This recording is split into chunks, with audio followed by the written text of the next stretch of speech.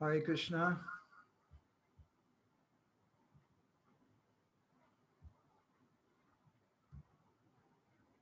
Hare Krishna.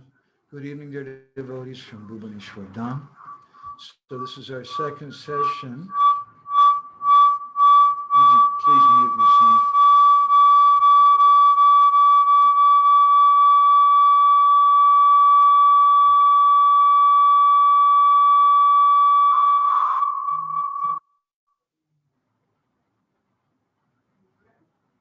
Thanks. Sorry, we're having a little technical problems.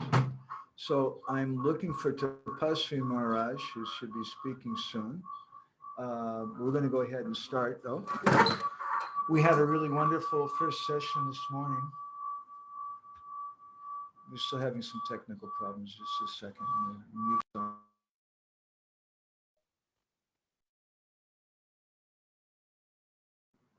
Hare Krishna. Yeah, sounds good. Now it's okay? All right. Hare Krishna. So looks like this morning we had a really wonderful session. We heard something from Bhagavat Maharaj, who had a lot of early association with Govinda Maharaj here in Bhubaneswar. We also heard different things from Chaitanya Chandra Prabhu, Guru Maharaj's disciple, Devamrita Maharaj, Parthasarathi Maharaj, Radha spoke some nice things, Anuradha Mataji, and Vaijayanti Maladasi spoke very wonderful description of Guru Maharaj's disappearance. So, okay,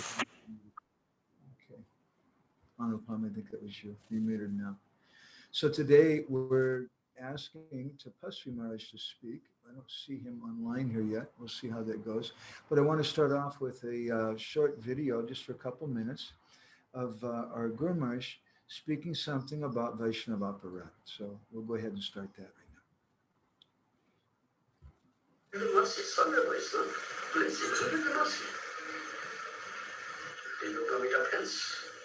Speaking ill of a Vaishnava, blaspheming a Vaishnava, everything is lost. If you have got anything, is all destroyed. You are lost. Now you are drained of everything. You lose everything. You need education, you need tapasya, anything you have done. You commit Vaishnava.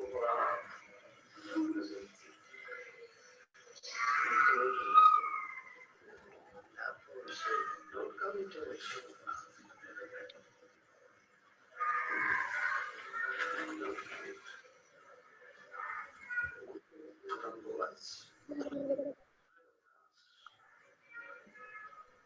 Lowest of the law. All are superior to me. All are Vaishnavas. And nothing.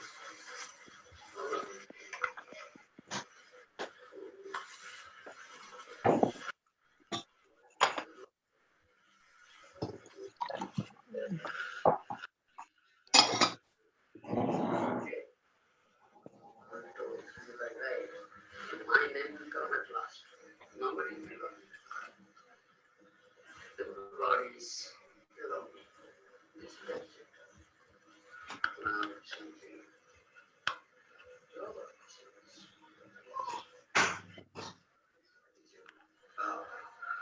Unless devotee satisfied.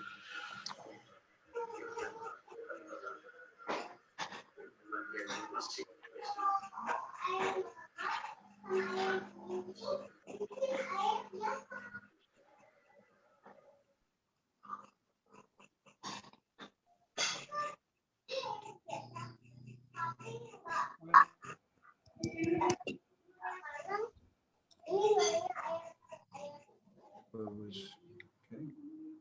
Anybody else? So Tapasvi Maharaj has not showed up yet.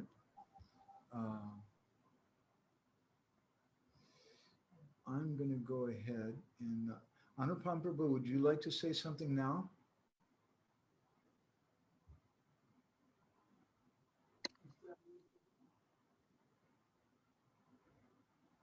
I can't hear you. You're still muted.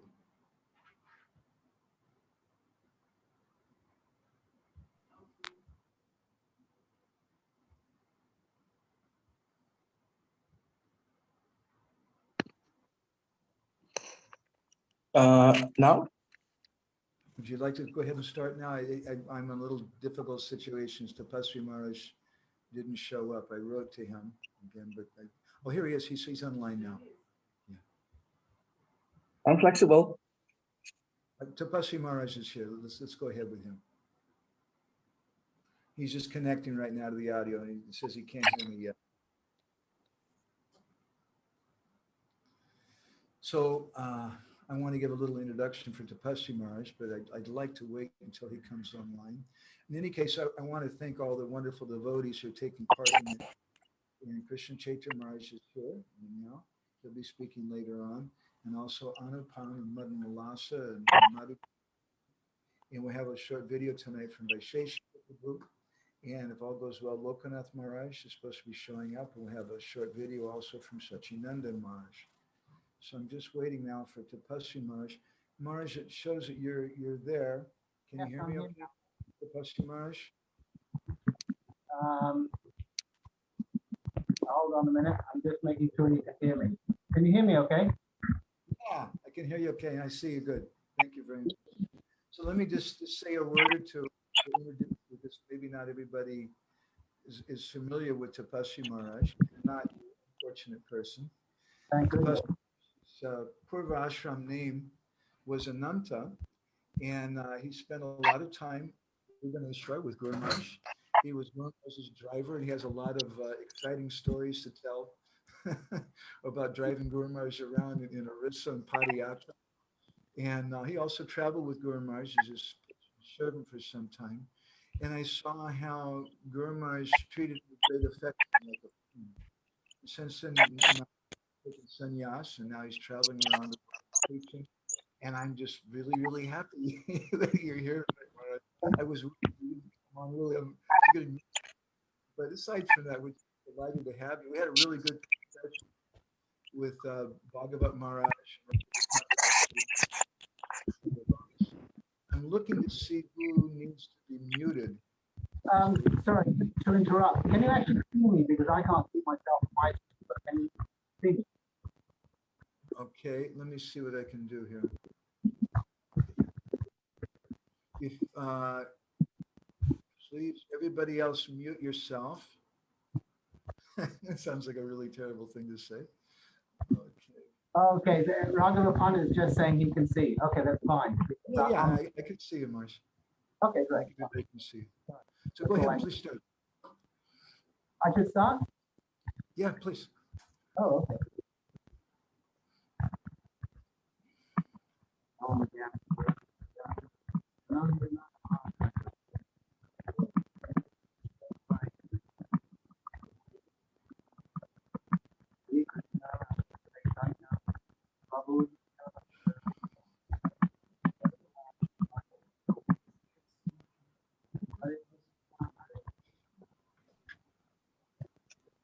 Maharaj, I don't think anybody can hear you properly. I don't know if it's your mic or your internet connection or something, but try, if you can get closer to your mic, try that.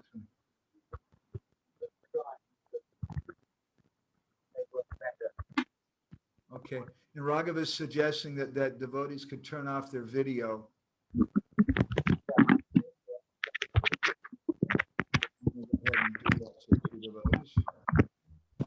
Is that better? Yeah, that's much better. Great, thank you. Hooray, great. Yes. I offer my Dandavat pranams to my beloved masters, Nitya Leela Pravishta Srila Gour Govinda Maharaj, to Nitya Leela Pravishta Srila Bhakti Vedanta Narayan Goswami Maharaj, to Nitya Leela Pravishta Srila Bhakti Vigyan Bharati Goswami Maharaj, and to Nitya Leela Pravishta Srila Bhakti Vedanta Swami Prabhupada, and to all our Guru Varga, to all the Vaishnavas, Vaishnavis, Dandavat pranams. So I'm very excited to be here with all of you, because we're glorifying our one who is most dear to our heart in so many ways. And just like a mother who brings up a small child, that child obviously has so much affection for their mother because the mother kind of nursed them through their life in so many ways. Maybe when they're older, it doesn't seem so necessary, the mother's role, but at the very beginning, especially, the mother is nurturing that child, looking after that child, and protecting that child in so many different ways. So certainly that's the way I feel about Srila Gour Govinda Maharaj. He told me when I came to Bhubaneswar, he said, "Don't worry, I will make you fireproof," meaning that all the challenges a young teenage man and a 20, 21-year-old boy would face, that he would make me fireproof and to be able to go through all the challenges in life. So he was always encouraging us to be strong and to help us so much. Many of us, interestingly enough, I was thinking about this today, many of us, like Srila Prabhupada, when he came in the mid-60s to the Western world, that who was his audience? It was mostly the hippies. So Srila Gour Govinda Maharaj's audience was mostly people who were sort of connected but disconnected at the same time. I certainly, I'm saying this because I fell into that category of feeling that, okay, I'm in this, in ISKCON and in the society, but still feeling a bit confused, not really clear. And I remember the first few weeks when we arrived there, Srila Gour Govinda Maharaj spent countless hours with so many devotees, just answering questions on, a lot was on Guru Tattva. Because at that time, there were many challenges in the society, and devotees were feeling a little bit not just disturbed, but confused and worried and uncertain of how to go forward amongst this turmoil that was there at this time. I'm talking about, sort of the late 80s and early 90s. And so many devotees were coming to Srila Gour Govinda Maharaj to get clarity, to understand the Siddhanta, so they could go forward in their spiritual life. And Maharaj spent hours and hours, and we used to, as some of you may remember, Maharaj would go on a parikram around the temple, and there would be a small group of devotees, and everybody was firing questions at Maharaj all the time, essentially on Guru Tattva, to try to understand why we felt confused, to try to help us to become really clear. And this he did. And to me, that was when I talked about the child growing up with a mother, guidance, this was so essential for me. It helped me give so much direction and understanding of the process. And the questions and the doubts were leaving. I could feel this clarity coming within me. And so that was like my first experience of just clarity, which was, to me, a little unusual at that time. And he inspired us. And he said something in a class one day that has resonated in my life all the time. And he was explaining that how Sri Guru gives faith. By hearing from Sri Guru, then faith is manifested within the heart of the disciple. And I started to experience that process. And in his association, the things he was speaking about, many of us, we were experiencing them at the same time. I'm talking about the very basic levels here about sambandha, about relationship with Guru and the principle of Guru. And this was really a groundbreaking moment for so many devotees. I saw devotee after devotee coming to Bhuvaneshwar, and almost like the light bulb that was being turned on, and it's like, oh, I understand Guru Tattva now. And that was so helpful and so essential, because at that time many devotees were feeling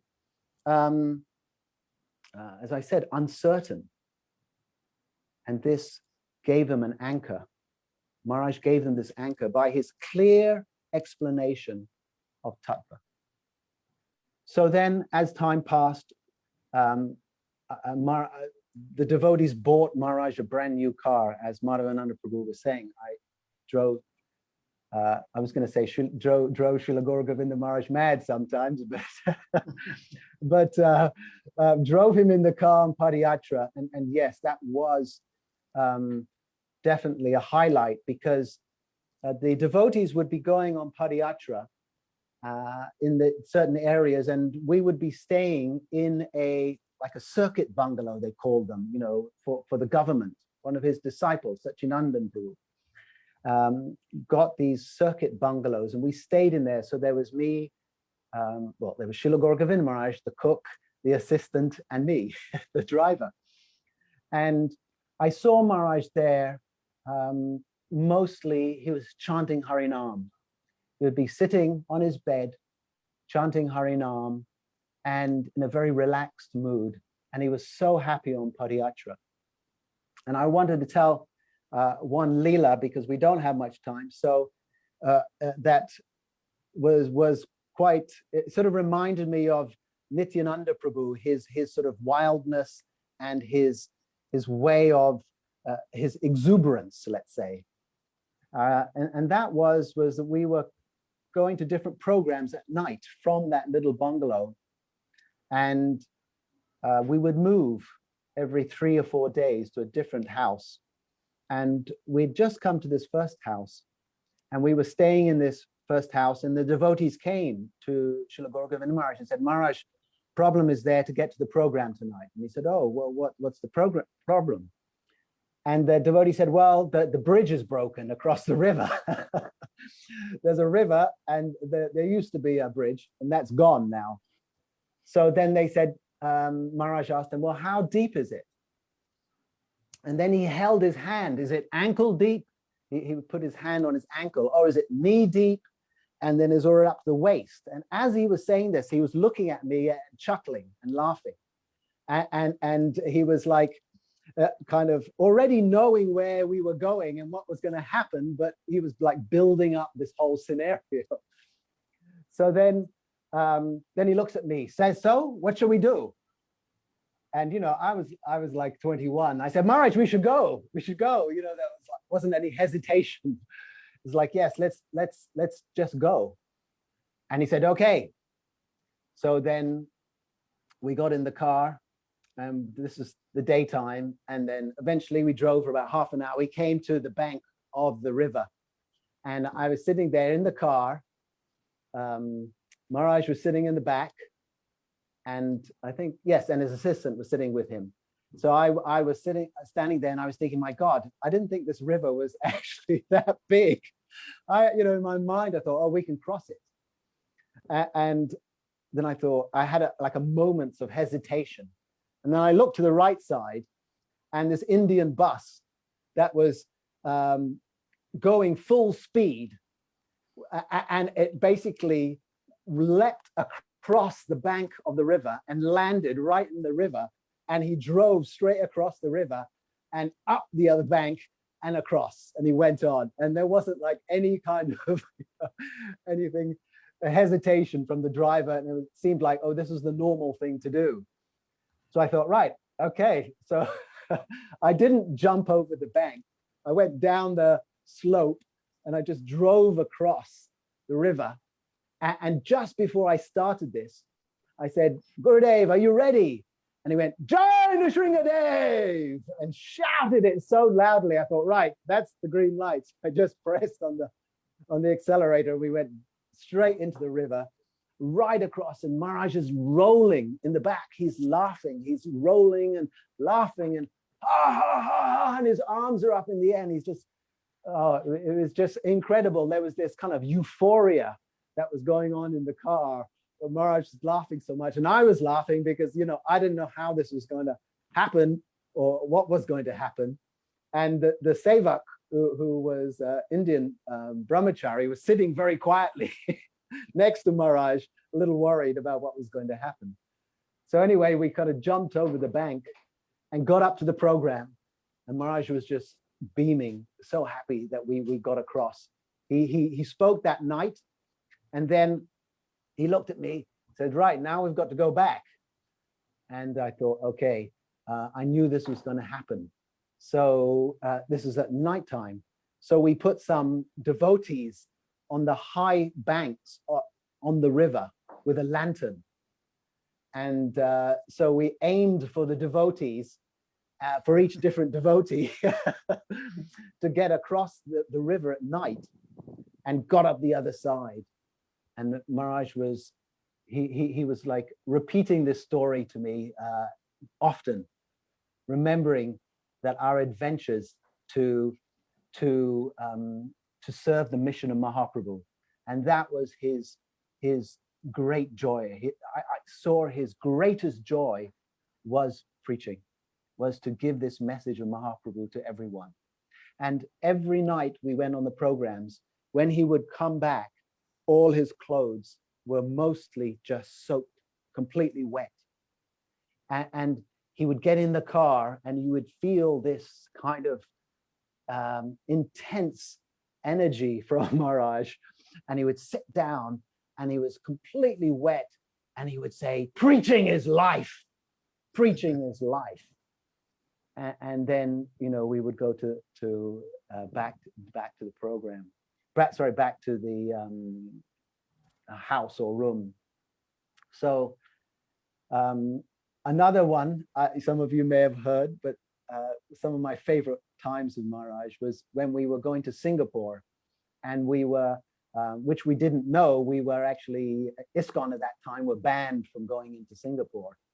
So we got to the immigration, you know, where they stamp your passport to allow you in. And the man said to me, are you ISKCON? And I thought I should say no, because there's something not right here. Something's not right. But then I looked at Gurudev, Srila Gour Govinda Maharaj, and I thought, if I say we're not from ISKCON, maybe it won't be a good thing at all. So I said, oh, yes, we're from ISKCON. And then he said, right, you're not permitted entry, refused entry. You'll have to go to jail. And I thought, oh my gosh, this is not good. And Gurudev was Guru Maharaj was in a wheelchair at that time from the plane. And they basically said, okay, we're going to put you in jail. We negotiated with them, and they put us in jail in a hotel room in the airport. And basically what happened, I was unpacking Guru Maharaj's things. And then I saw a picture of Gopal. And I said, Guru Maharaj, shall I take this picture of Gopal out? He says, yes, you should take that picture out of Gopal, because he has put us in jail, so he should be in jail also with us. So that was his mood was always that Gopal, his beloved deity Gopal, is putting him in all these circumstances and situations, so he should be here with us as well. So it was essentially a dream to be with Maharaj, because of his great spiritual power. And what I have noticed being with him, it gives one the ability to, when you associate with such a Vaishnava, you come to understand what it means to some degree in our small way to be with a Vaishnava.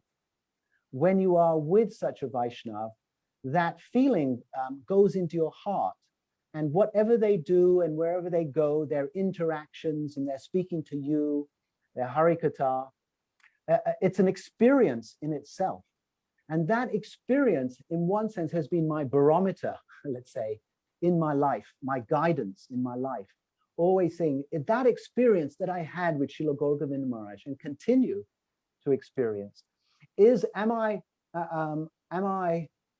experiencing that in this situation with these other Vaishnavas? And it's not a judgment, but it's a recognition of that, oh, I'm associating with such a Vaishnava because that same feeling is there, that same recognition.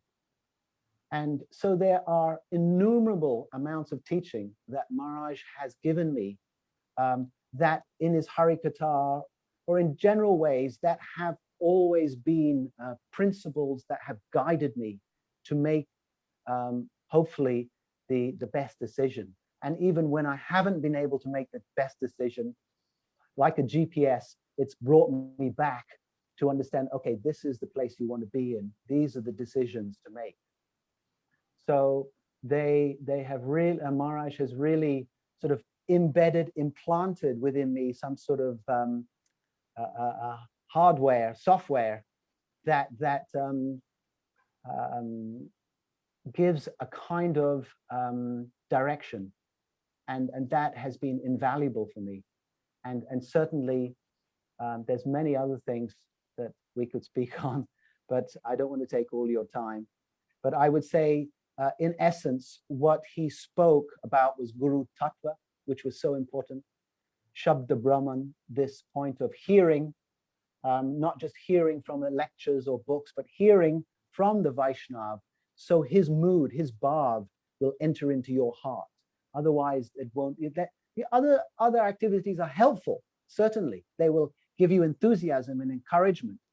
Why? To hear from the Vaishnava. Yes, I must find that Vaishnava and hear from him. So these are some of the topics that Maharaj really forcefully established.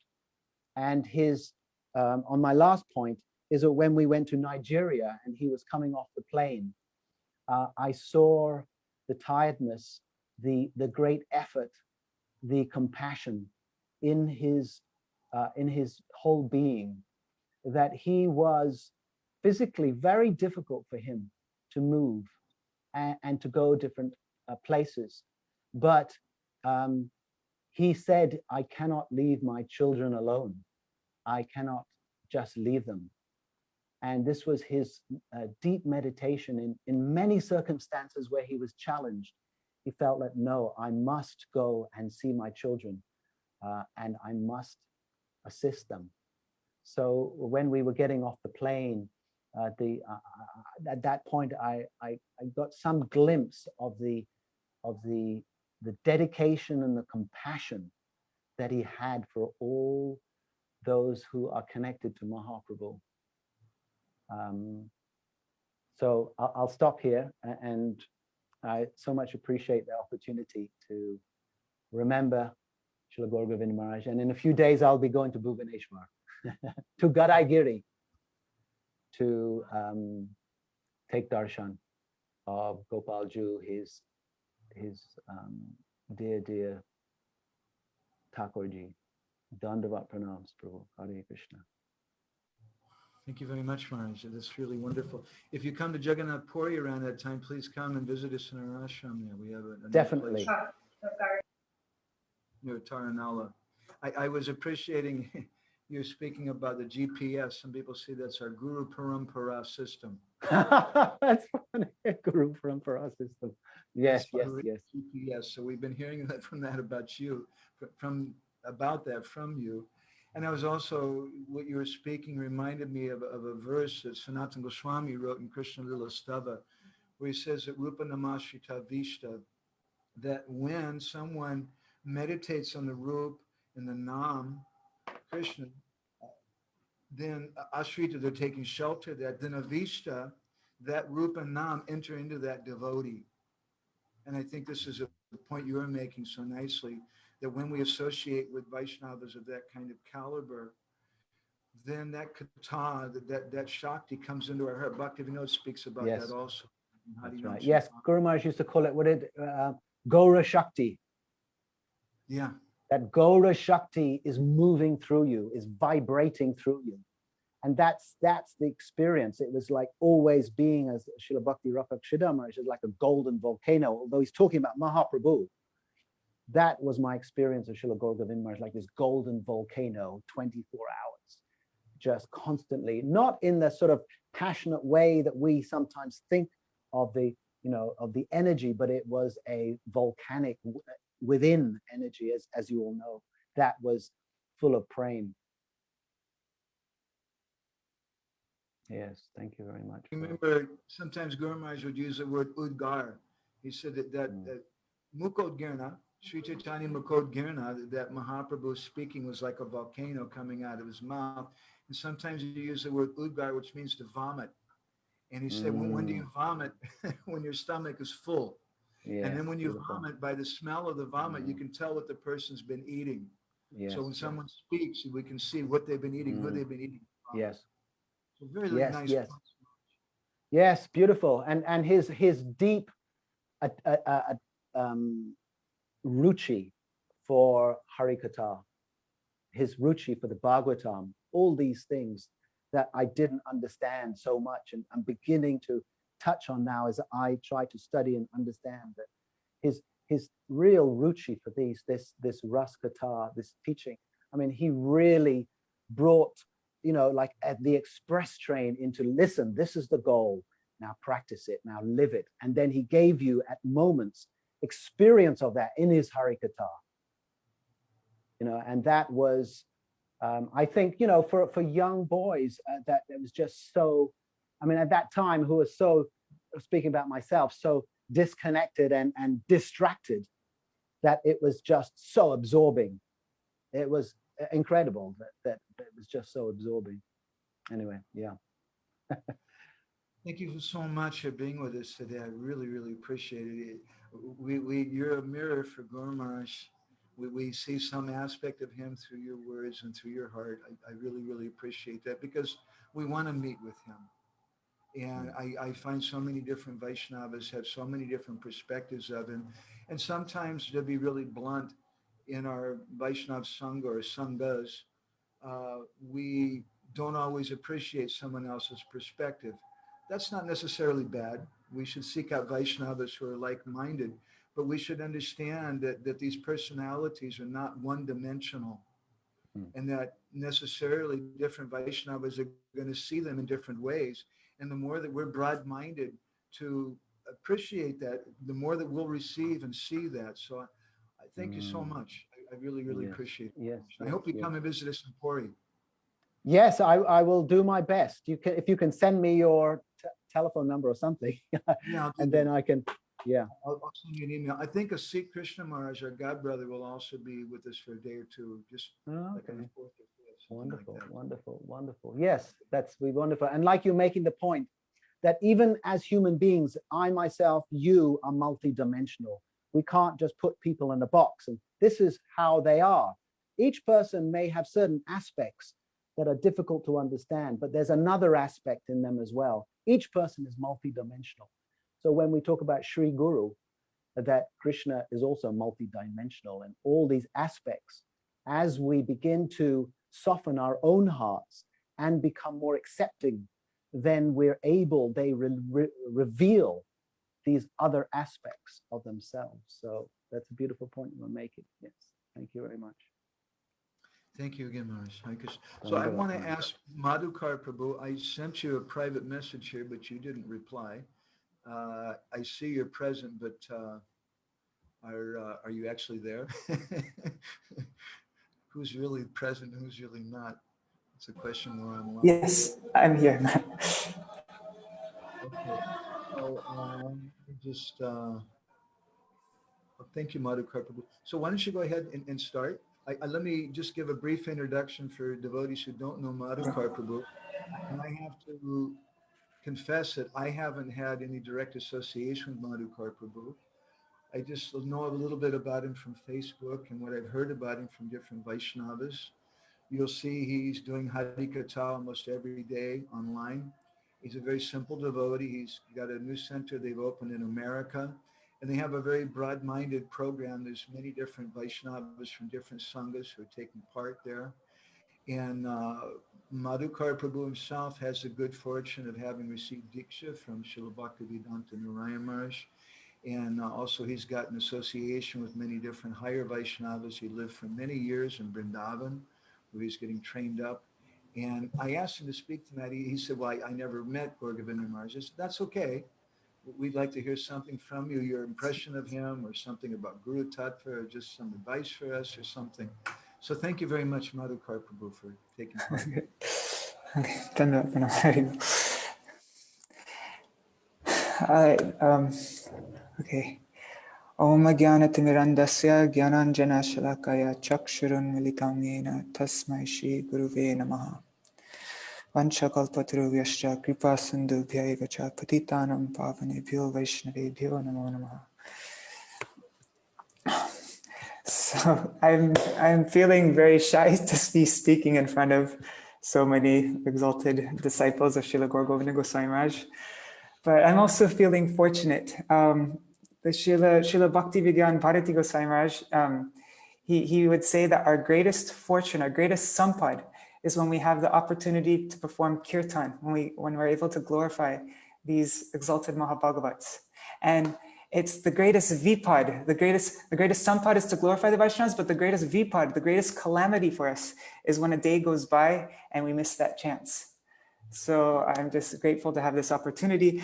I typed something up and I just read it before to see how long it would take to speak it all, and it was 16 minutes. So I'm not going to even, I'll just see what happens. But yeah, you can tell me also if I start going over time. I'll set my timer right here. But yeah, Srila Gour Govinda Goswami Maharaj's Katha, it was, oh, and first of all, I offer my respectful obeisances unto my worshipful Srila Gurudev, Nitil Vishtom Vishnupad, Ashtara Shata Shrimad Srila Bhaktivedanta Narayan Goswami Maharaj, and unto my Param Gurudev, unto Nitil Vishtom Vishnupad Srila Bhakti Vedanta Swami Maharaj, Srila Prabhupada, and to Nitil Vishtom Vishnupad Srila Gour Govinda Goswami Maharaj. So, and all the Vaishnavas present, please accept my Dhanyavad Pranam. So, Srila Gour Govinda Goswami Maharaj's Katha was, yeah, it was the most enlivening thing. I want to say that it's exciting, but I don't think that word is appropriate because there's some like sense gratification in that word, I think. But in the end, Srila Gour Govinda Goswami Maharaj's Katha, it didn't make you want to enjoy it, made you want to surrender and give up everything. It was, and like dedicate yourself. So when I was like 12 years old or 13 or 14, I don't know, or, you know, when I was probably going through puberty, I don't know. I read this book, The Worship of Sri Guru. And I'm pretty sure that's the first devotional book I ever read on my own. And then after that, I read The Process of Inquiry. And through his books, through his katha, I got a taste to read more and more. And I think as any parent could tell you, that to get a kid to want to read more and more devotional literature, to get them excited about reading, isn't an easy thing. But that was the potency of his katha, that it was even able to attract, you know, a child to want to read more and more. And even his katha, sometimes it'd be so far beyond anything I could probably ever even understand in this lifetime. Topics like the separation moods of Mahaprabhu, of Radharani, but still, even though it's so far away, you want to hear more and more. And he was always pushing everyone to go deeper, endeavor more, come closer to the words of Srila Prabhupada, of our acharyas, not just passively read the books, but to really dive deep.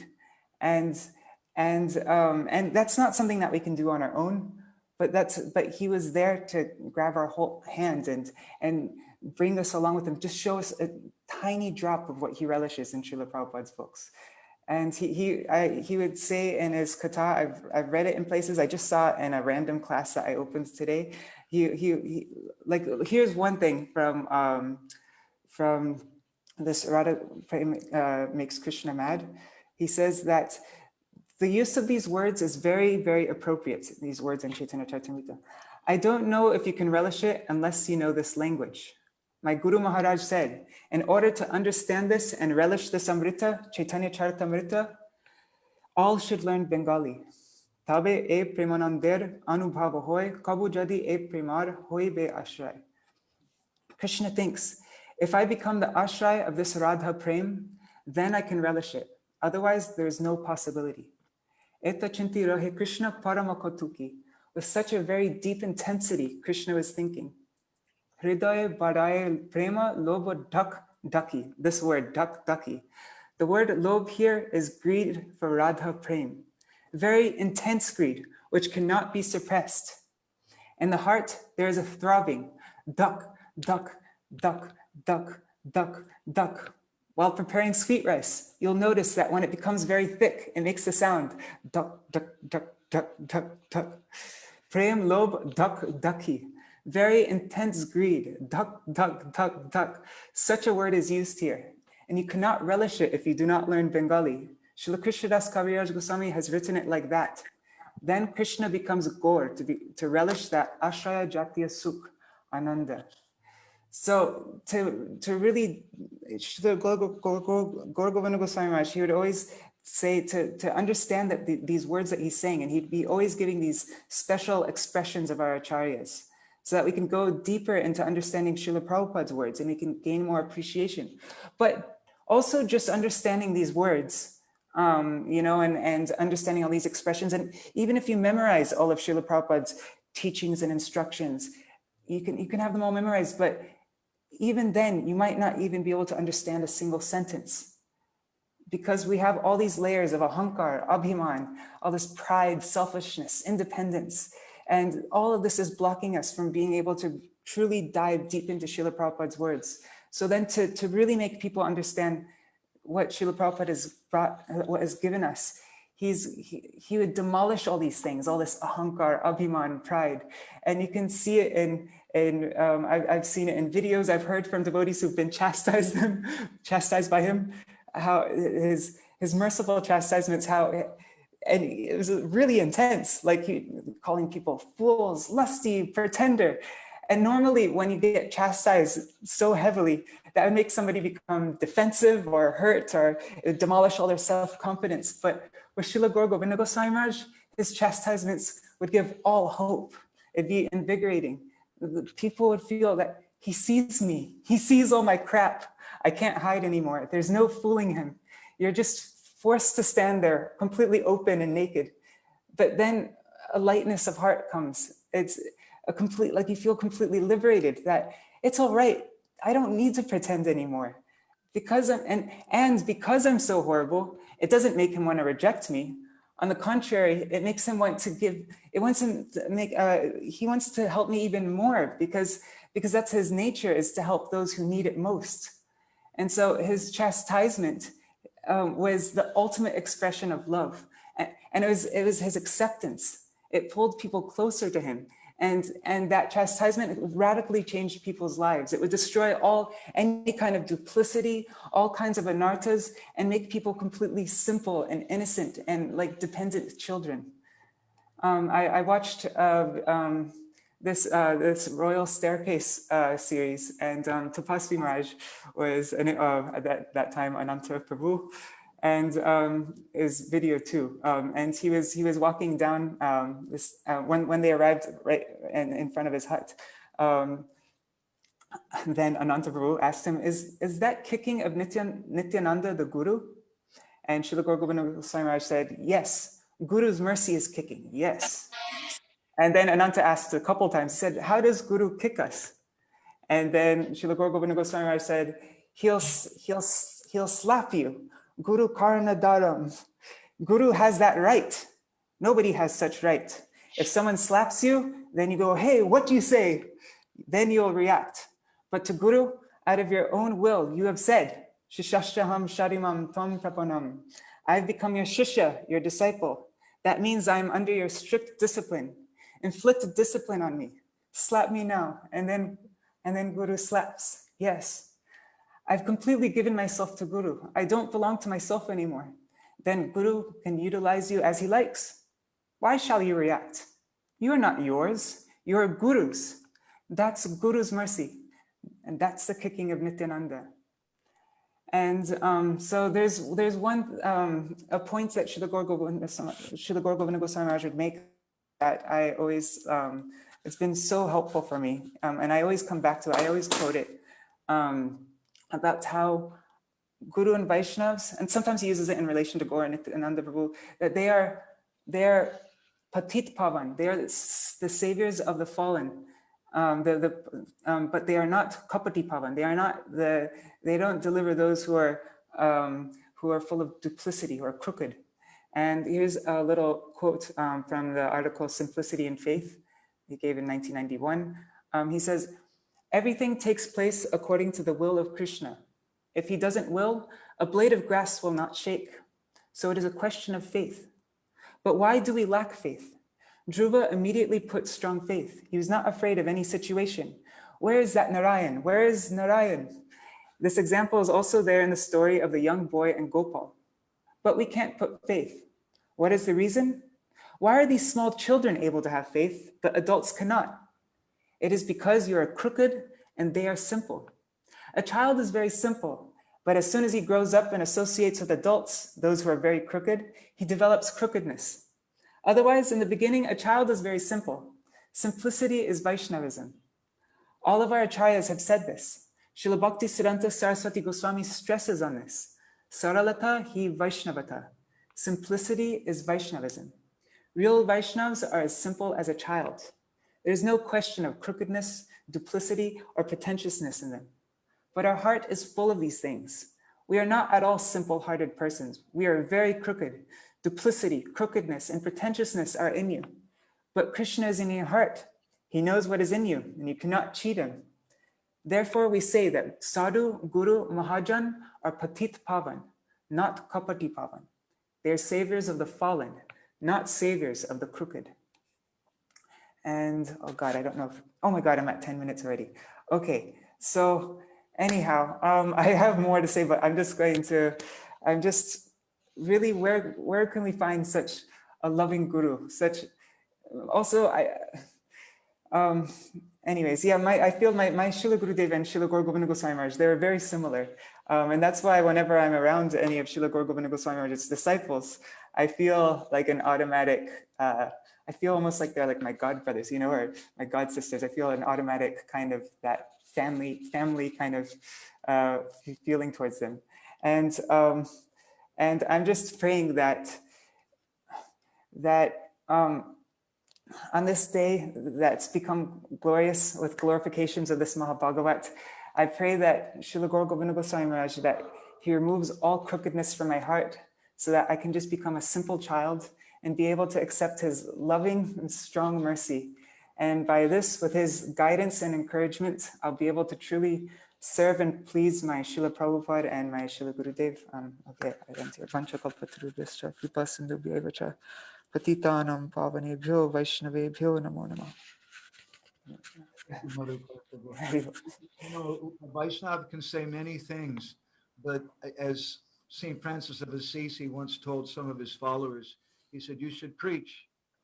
And then he paused and he said, and if necessary, you should say something. In other words, the real way to teach is by our behavior. And so Madhukar Prabhu is speaking about simplicity, but in your demeanor and your words and everything about, I can see you have that simplicity.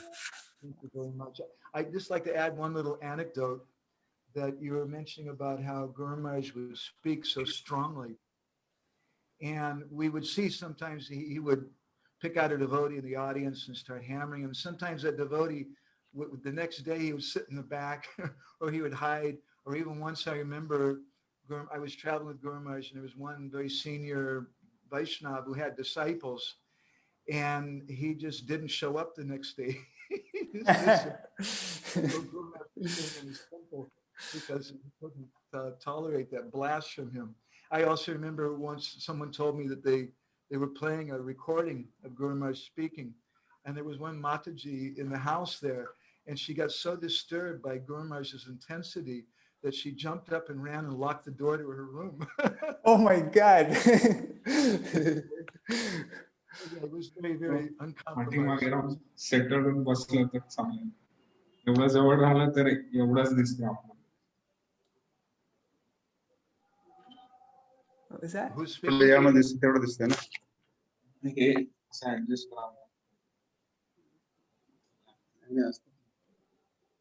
Okay. Anyway, I thank you very much, Mother Karpa. I really, really appreciate it. It's so nice that you give your chance we get a chance to hear something from you and learn a little something more about this person that we're trying to learn something about, trying to know. So now we'd like to request, let's see, what's coming next. Anupam and Madan Lasa. Lokanath Maharaj, are you okay? You're here. Can you wait till your slotted time? Is that all right? Thank you very much for coming today, Maharaj. Yeah, wait, I'm not hearing you. Not loud enough for. Okay. I've got you scheduled here for about 7:30 this evening. Is that still okay for you? Yeah. I'm here to listen to others Okay. speak. Thank you so much for taking part in this. So I'd like to request Anupam Prabhu to say something, and his good wife, Madan Lasa.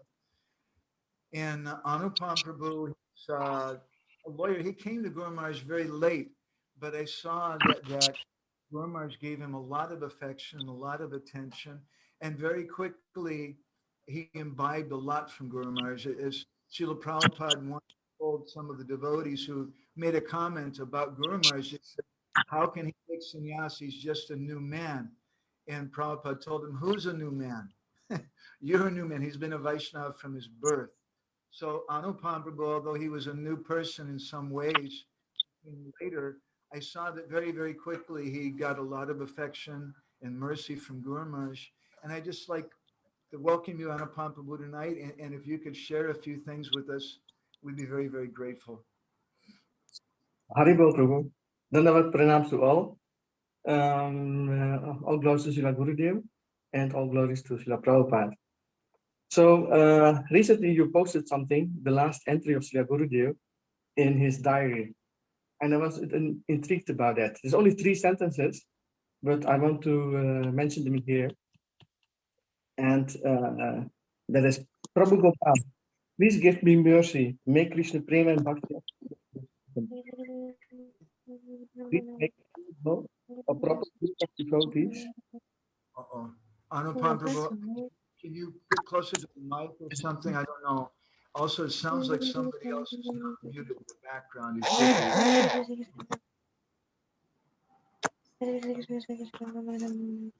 There's somebody chanting in the background. Okay, I think they're muted now. But I can't hear you now, Anupam.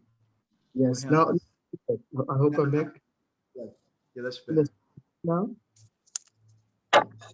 So the last entry in Srila Gurudev's diary was, Prabhu Gopal, please give mercy. Make Krishna Prema and Bhakti available to the servant. Please make available a proper group of devotees, friends, comrades, and associates. Allow the servant to be successful in the service of Sri Sri Guru and Gauranga. Actually, Anuradha Mataji in the morning schedule program, she also mentioned this verse, and I thought she would elaborate on that. Luckily, she didn't, so I can go on with my presentation, otherwise it would have been a problem. So there are only 3 sentences, but very concise and so strong. I think we could have a lecture on each and every sentence. I just want to focus on the second sentence. In the second sentence, Gurudev requests to make available a proper group of devotees, friends, comrades, and associates available. So this is not just a group. It should be a proper group. What means proper? To me, it seems to be a group suited and aligned for a special purpose. A group of like-minded persons, a group with a mission. And then within the group, Srila Gurudev differentiates between devotees, friends, comrades, and associates. So I asked myself, where are the disciples? Shouldn't disciples be part of this group? And how does Srila Gurudev address his godbrothers? Does he include in this group other Vaishnavas, inside or outside ISKCON? Maybe it's my speculation, but I give here my 2 pennies, and I'm anxious to hear any other realizations. So why are devotees mentioned first? Is a friend more intimate than a comrade, or the reverse? Why are associates included? First of all, to me, it seems that a disciple can never be a friend, comrade, or associate of the Guru. Guru is eternally master. Disciple is eternally servant. In that relationship, we may have personal sentiments like feeling some kind of friendship with Srila Gurudev, but I wonder if any disciple of Srila Gurudev can claim to be on a level of friendship with Srila Gurudev. If we want to label our friendship relationship with Gurudev, it would be nothing else than him being our eternal well-wisher rather than a friend, etc. So based on this, by the process of elimination, disciples qualify as devotees in this group. How a disciple actually qualifies to be included in this proper group, I don't know. So a friend and a comrade almost mean the same. A friend can be somebody you have a good relationship with, but a comrade means by definition that one is intimately connected. So there is a difference. An associate, on the other hand, need not be a friend or comrade. Normally, an associate is a partner who you work with together on a common purpose. Sometimes an associate is considered to be a co-worker or employee. Like it says in the Srimad Bhagavatam and Chaitanya Charitamrita, that Krishna and Chaitanya Mahaprabhu come with their associates. So Srila Gurudev Godbrothers, he may be a friend, comrade, or associate. It is not my position to rank anyone. Same applies to other Vaishnavas. But I wonder who would be a part of a proper group in 1996 as per his own wish. Who were his devotees, friends, comrades, and associates? I guess Srila Gurudev felt unsupported in 1996 and back to his Gopal to make available a proper group of devotees, friends, comrades, and associates.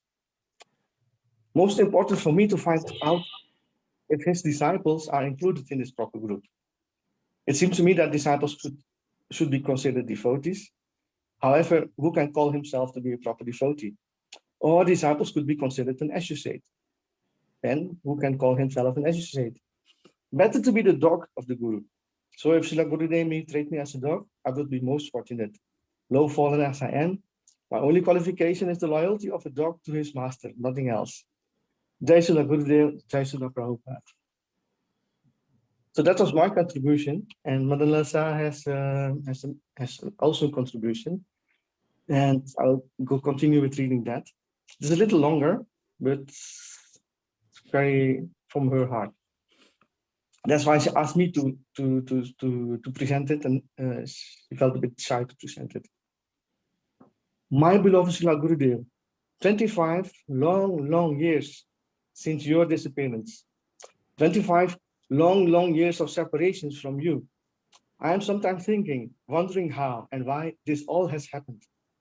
I think most of us were not prepared for this sudden separation from you. I considered myself most fortunate to have found you after years of searching, carefully listening to other sannyasi gurus. But after a couple of years of fruitless search, I found myself not feeling inspired. I felt hopeless, desperate, and the only thing I could do was to pray and cry to Srila Prabhupada. Then you mercifully appeared in my life. There was some politics going on here in Holland, so I was very much relieved and grateful that you had accepted me as your disciple in 1995. And I still remember clearly that sitting in your classes, I felt very fortunate and thought to myself, yes, I have made it. The hardest test in my life I have passed now.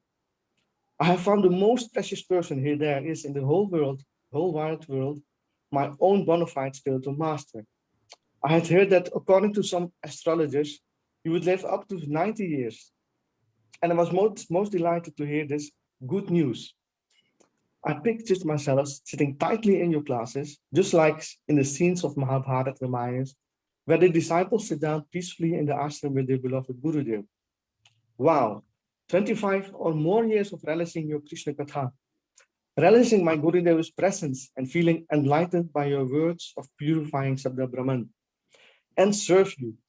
I really thought I had covered it all. Little did I know what was going to happen next. Then more politics came up, and in February 1996, when we arrived in Bhubaneswar for Nityananda Triyodasi, I felt really uneasy, worried, unsettled. Srila Gurudev, you asked us to go with you to Mayapur to give some support in the GBC meeting. My feelings became very heavy and dark. I felt that something really inauspicious was about to happen with you. I started to pray and cry before the deities in Bhubaneswar and also in Mayapur to please protect my Srila Gurudev. And then the thing we feared the most, the thing we were not at all ready for, suddenly happened. I can still remember the loud banging on the door of our room in the Count's building, the frantic chanting in your room next door to us. As I rushed into your room, I saw you were surrounded by God brothers, all crying, chanting, and praying. And seeing you lying on your bed, I was in complete shock. I was not able to grasp the image which my eyes were so, and I cried. Later, I heard a quote from one of the Goswamis. When a spiritual master leaves for a disciple to feel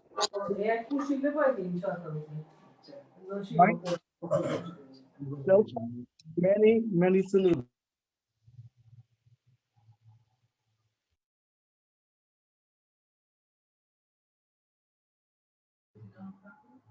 Anupam's muted. Please unmute Anupam.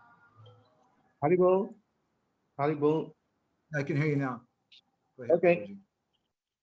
Prabhuji. As I rushed out of your room, following my husband to find a doctor, I noticed two Matajis standing in the hall at your door. We had briefly eye contact, but without uttering even a word, we all understood what tragic took place inside the room. Later, I came to know that these two Matajis were your last visitors. My brain, my mind could not grasp the scene. It seemed impossible to take it all in. Suddenly, a thought and firm belief entered my heart. No, my Srila Gurudev has not left his body. He has just entered Samadhi, just for a short while. It is not safe here for you in Mayapur. Something bad has happened to you, and you have entered Samadhi for a short time. That thought pacified me somewhat. When I heard we were going to take you back to Bhubaneswar, I was quite relieved. And while they were carrying you on the stairs from the 5th floor down to the temple, I softly touched your hand, and reassured you by whispering, Srila Gurudev, we will take you to Bhubaneswar. You will be safe there. There you can come out of your samadhi, feeling safe in Bhubaneswar.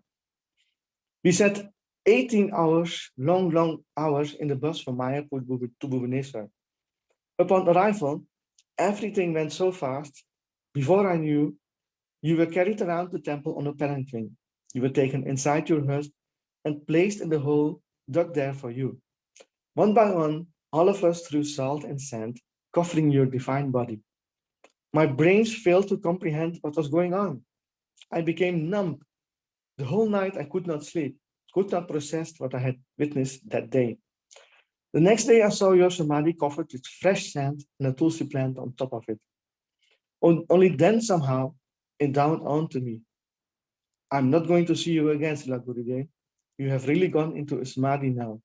I remember crying, my eyes flooding with tears. I never knew so many tears could come from my eyes. After several months, we came back to Bhubaneswar for your Vyas Puja festival in August 1996. On our way to Bhubaneswar, we had to stop over in Mumbai, Iskon Yuhu temple. Because of my poor health, I consulted a devotee Ayurvedic doctor. His friend was an astrologer. He examined my hand palm and mentioned, "Oh, strong guru, strong guru." Pointing at my hands, he said, "You have a very powerful guru." I told him, "Yes, but my Gurudev has left his body 6 months ago." The astrologer said, "Don't worry, don't grieve. Your guru will come back again. He is hiding himself now, just like a cobra, caught up in a basket. But at the proper time, he will reappear again." I thought to myself, is my Srila Gurudev going to reappear from that samadhi in his hut? I was not quite sure what to make out of it. Then some years later, I heard from God family about few other similar predictions, that your mission is not complete. You will take birth again to finish your mission. I must admit, I really like the sound of that, because Srila Gurudev, 25 years ago, I was just a baby disciple holding tightly to your lotus feet.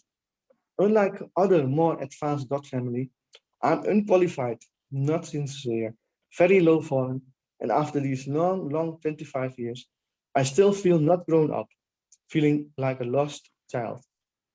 I feel I still need your physical presence and guidance. Those practical advices you were giving, your chastisements, the discipline, that blissful Sabda Brahman, your merciful glances, I'm missing all of that so much. I'm aware that advanced devotees don't miss their Gurudeva. They feel his presence always. They can perfectly sense and know what direction to go next on their spiritual path. But for me, Srila Gurudev, I find myself still on the lowest plane, not able to pick up myself. I know I'm lacking sincerity, surrender, discipline, and much more. I'm still that low form, warm in the stool, absorbed in living this miserable life. And only at times I'm aware of my misfortune, my hellish, dangerous situation. Only at those rare times, I pray and cry for your causeless mercy.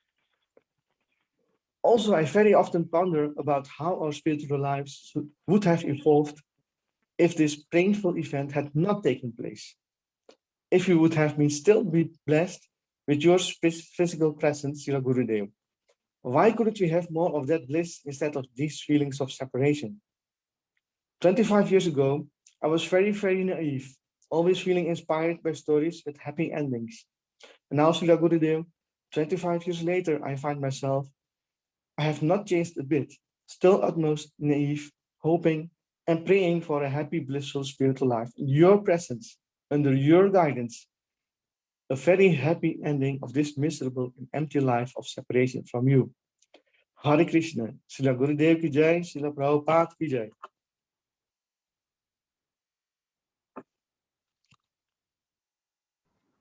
Thank you very much, Anupam Prabhu. I really, really appreciate that.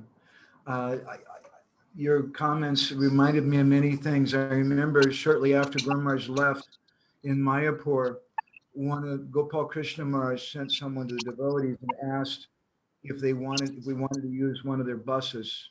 And that's what Mandala Laksa was speaking about. And I was also on that bus. And I remember that was like the ride from hell. The whole journey, I don't remember anybody really saying anything. Just, I remember everything, for me, everything was red and everyone was just crying and we couldn't speak anything. I had some reflections about your thoughts, your deep thoughts about association, like Mars was asking for friendship and like that. Krishna consciousness is such an inconceivable thing that in the seventh canto of the Bhagavad, when Prahlad speaks about the different processes of devotional service, the 12 different angas of bhakti, one of them is sokyam, that we can become friends with God. And that's a type of service. And in the seventh canto of the Bhagavatam also, there's another famous statement from Prahlad Maharaj where he says that Guru Sudhira Sorida, that one should have an attitude of firm friendship with the Guru. So I appreciate your points that we shouldn't think that I'm friends with Guru. We shouldn't be artificially trying to think we're intimate. But at the same time, we should make friends. This is the only friend that we have. And I saw that. I saw how friendly Guru Maharaj was with you, with all the devotees, and that love is there. So anyway, I just want to thank you so much for taking part to this tonight, Prabhuji. I hope we see you sometime in Jagannath Puri next time you come to Orissa. We have a lot to discuss, different services for Guru Maharaj. Thank you very much, Anupam Prabhu. So Lokanath Maharaj, I'm feeling a little bad making you wait, and also Krishna Chaitanya Maharaj. I don't know what your mood is. I had scheduled a video, which is about 5 minutes right now, of Vaisheshika Prabhu, and then we were going to have you speak. But the video, Vaisheshika Prabhu is not live online, so he's not going to mind. We could play that later, or we could play that now. What would you like? Lokanath Maharaj, what's your preference? Would you like to speak something now, or should we watch this video by Shakespeare? You're muted right now. I can't hear what you're saying.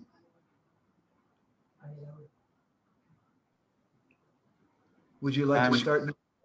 Yeah, I would like this. Okay. Thank you very much. Just let me give a very brief introduction. How can a little firefly give an introduction to the sun? But Lokanath Maharaj is one of the most senior devotees in ISKCON, so much association with Srila Prabhupada, and also a lot of association with our Guru Maharaj in a way that I think was very, very intimate, because what I've heard of those days, there was kind of almost like a, I don't know how to say it coming from America, but there was like an American club or something of senior devotees. And for some of the Deshi devotees, like your good self and Subhag Maharaj and Radha Govinda Maharaj and my Guru Maharaj, sometimes it was a little difficult to be accepted and like that. And I think there's a special kind of bond that you had amongst yourselves that was very special. So anyway, I just want to thank you very much for coming tonight, Maharaj. And if you can share a few words, something that we'd be very, very happy to hear. Thank you. Very difficult to speak also on occasion like this. We should be only crying and our voice is getting choked up. Anilo Premadhan, Karuna Prachur. And Prabhu Kotagila Govind Thakur. So,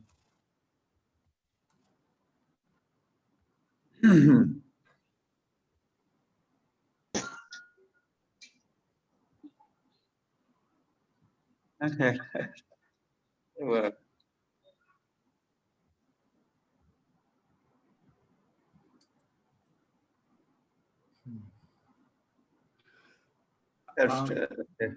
yeah, I'm off everybody's video right now because I think Maharaj's connection may not be so strong. So please don't mind. Yeah. Turn up everybody's Let's speak louder. Is that else or? That would help, Maharaj, I think. Anything else? You heard me so far? Thus far was okay, or? I heard just a few words. It was difficult. Sorry. Yeah, I said very difficult to speak on an occasion like this. I should be only crying and my voice getting choked up. That is what had been happening around the time Bhakti, Gour Govind Maharaj departed. And we were left behind and there was nothing else to do but to cry, which I did a lot.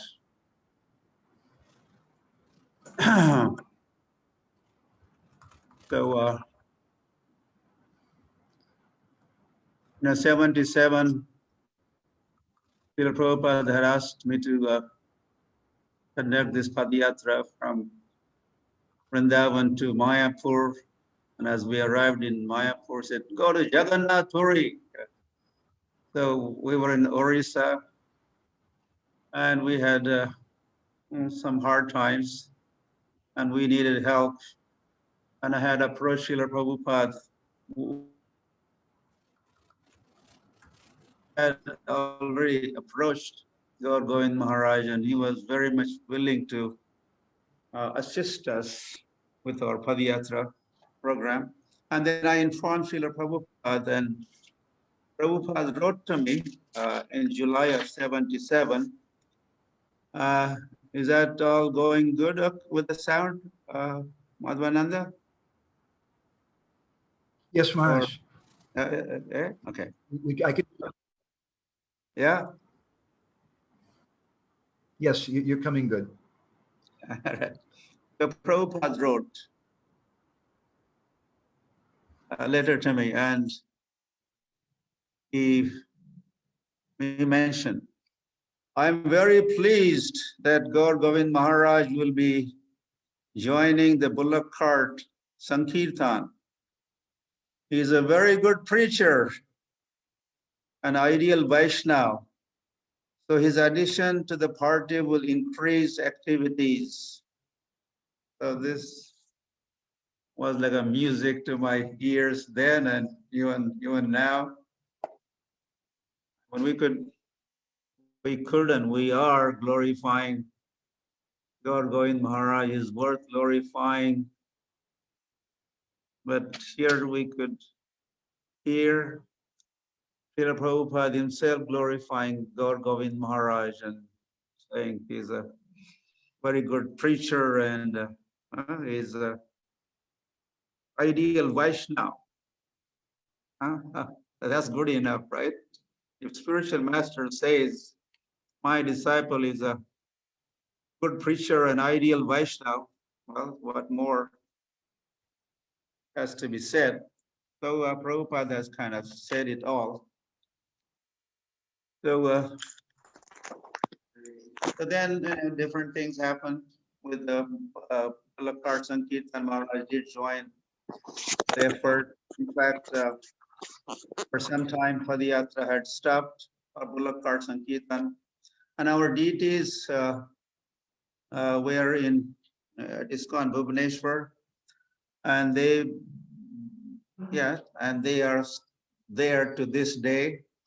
One time before the opening of Krishna Balaram Temple of ISKCON Bhubaneswar, those Gaur-Nitai deities, they travel with Pulakar Sankirtan party from Vrindavan to Mayapur on the way to Jagannath Puri. It is like a Gauranga Mahaprabhu and Nityananda Prabhu. They were traveling in the form of the deities, and as they arrived at ISKCON Bhubaneswar, okay, this is it. We are not going to move forward. We are going to stay here, and that is what they did.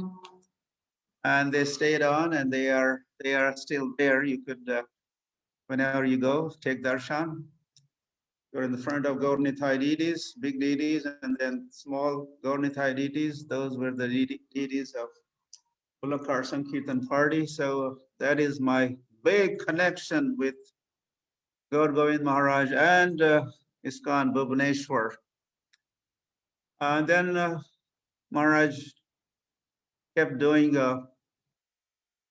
Padayatras, Pulakar Sankirtan, Padayatra in Bhubaneswar for, I think, 1-2 months. He was taking lots of devotees with him. And as he was made part of Pulakar Sankirtan party, so he had been doing Padayatras, and his followers they are doing that to this day. I'm very happy. I'm sure Srila Prabhupada is very happy as Gaur Govind Maharaj joined Pulakar Sankirtan party and has kept the party on the road. Then in, well, I don't have much time. I never have spoken only 10 minutes. I have a hard time talking. Brief talks are tough for me. So then in 86, we were doing yet another Padayatra from Dwarka to Mayapur via Kanyakumari. We're celebrating 500th anniversary of Sri Krishna Chaitanya Mahaprabhu. Gaur Govind Maharaj was there at the inaugural function at Dwarka. And then I think we saw him spending a lot of time with us as Padayatra was traveling through Orissa, and Gaur Govind Maharaj was the face of Padayatra throughout Orissa, and he was our spokesperson. And I remember hearing Maharaj speak, and I could only say like a Singha Guru, as we say this with Sri Bhakti Siddhanta Saraswati Thakur. He was like a Singha Guru, lion Guru, roaring and scaring the Mayavadis and materialists. So Gaur Govind Maharaj's talks were very heavy and loud and clear and roar.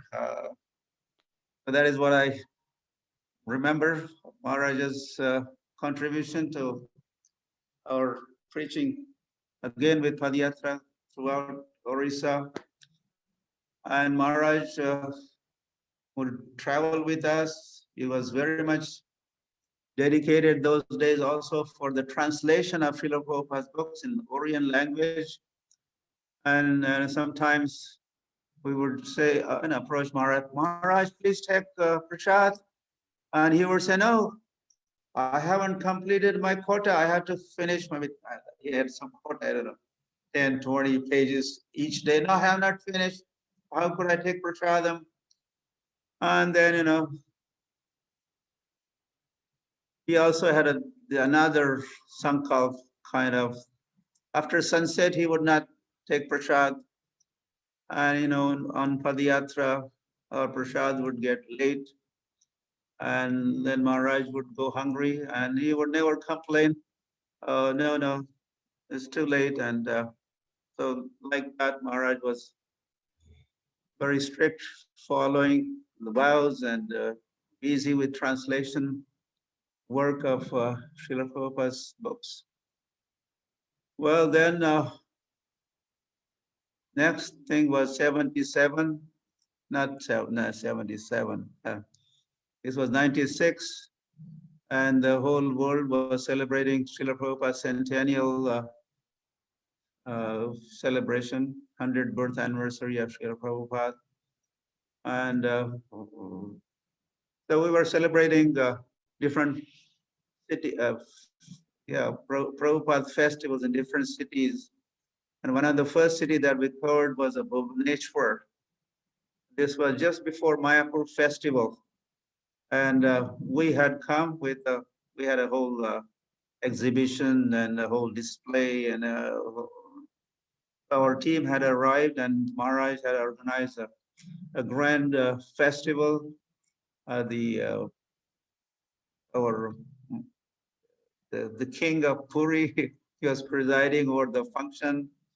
And I was very much impressed with the organization of that festival, glorifying Srila Prabhupada on occasion of 100th birth anniversary of Srila Prabhupada. Well, then we all went to Mayapur. Maharaj also was there. DBC meetings were going on. And then you could see this is Prabhupada's 100th birth anniversary year.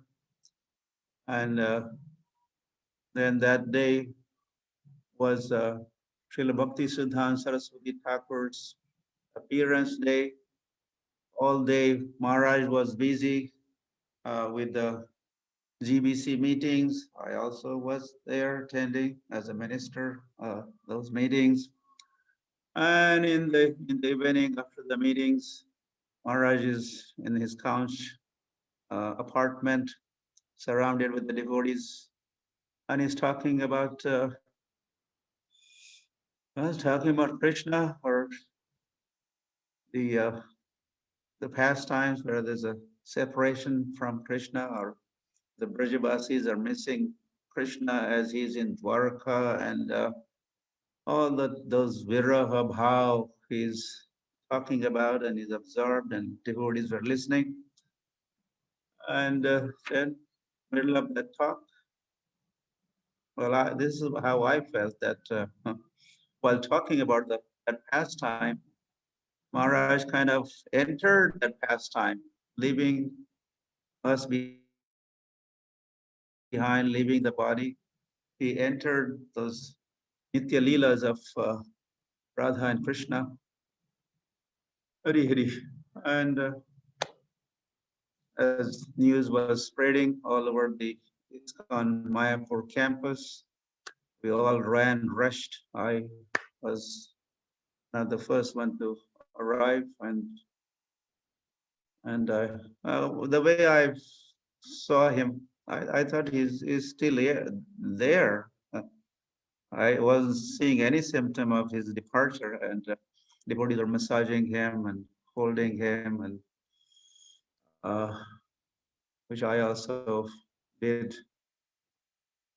So what a glorious departure of our very dear god brother and a friend. And departing in Mayapur, he's already in the Dham, so he doesn't even have to go, not much. Right there, the pastimes are on, and enter those pastimes. So, Hari Hari, so that happened. 25 years ago.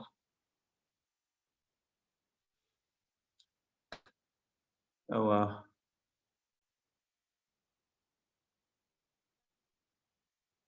who says Vaishnavas die? That's what Bhaktivinoda Thakur says. They stay behind and they preach.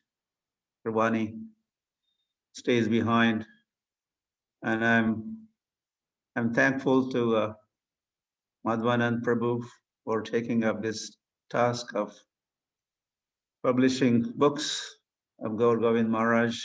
Gour Govind Maharaj's Vani is the Jeev publication, right? Jeev. Gopalji publications. What a beautiful name also. I think very dear to Gopalji was very dear to Gour Govind Maharaj, and these are Gopalji publications. So go on publishing and making Vani of Gour Govind Maharaj available. And then he is alive, he is with us. And that will give us life back. And yeah, someone is saying, oh, temporarily he has gone, he's coming back. In fact, he has never gone. He is with us in the form of his Vanis and his memories. I was also thinking, it is the duty of his followers and friends like myself and you all followers. We also have to take care, maintain these two temples on Bhubaneswar and the Daigiri, right? The Daigiri, Maharaja's birthplace temple, and deities there. So let us all continue to take care of the deities and maintain the temple and preach the glory of Gauranga, Gaur Nityananda or Krishna Balaram and the Prabhupada from these places, and keep the Padayatra also going, which Srila Prabhupada wanted Gaur Govind Maharaj to join the Bulakar Sankirtan party, and Maharaj did join and was doing Padayatras, Bulakar Sankirtan every year. He had been doing it. I'm happy. So keep doing that. So like this, we could stay busy and doing these things. This is the glory of Gaur Govind Maharaj, and this will stay alive. And so let's perpetuate glories of Gaur Govind Maharaj for a long, long time to come.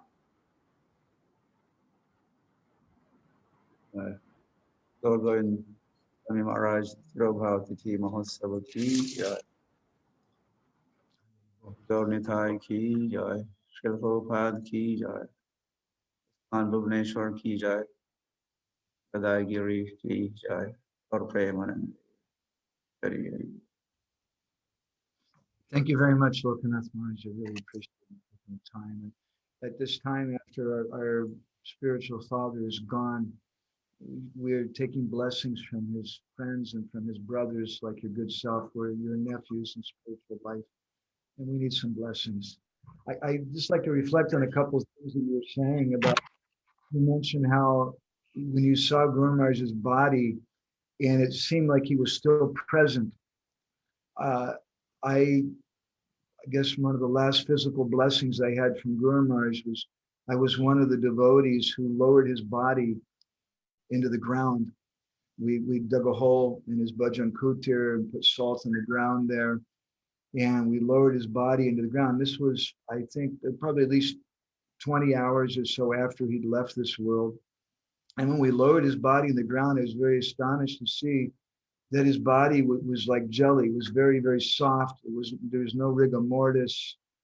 His body wasn't real cold. I've done some Antyesti ceremonies sometimes, some funeral ceremonies for Hindus and that, and the bodies are always very cold and very hard. His body wasn't like that at all. It wasn't warm, but it wasn't cold like a corpse. It was a very amazing thing. And I also remembering some of you were speaking about the publication work. And publication work is really started by my dear godbrother Raghava Pandit Prabhu, who Gour Maharaj instructed to do that. And after Gour Maharaj's disappearance, Raghava and myself and a couple devotees, we were lost children. We didn't know what to do. So we went to see one great Vaishnav in Mayapur, who was Srila Bhakti Pramod Puri Maharaj, Prabhupada's godbrother. And we asked him, he said, Maharaj, our Guru Maharaj just left. What should we do? And Srila Puri Maharaj spoke in a very powerful way. He looked at us and he said, don't think that your Guru is gone. Rather, you should think that he's just in the bushes hiding and watching to see what you're going to do now. So your words reminded me of that. And I want to thank you so much, Maharaj, for taking your time. And I hope you always give your blessings to these poor lost children of Gour Maharaj. And we need your blessings. Thank you very much. So I'd like to ask Braj Sundar Prabhu, if he's present, if he would like to speak a few words. Braj Sundar Prabhu, you there?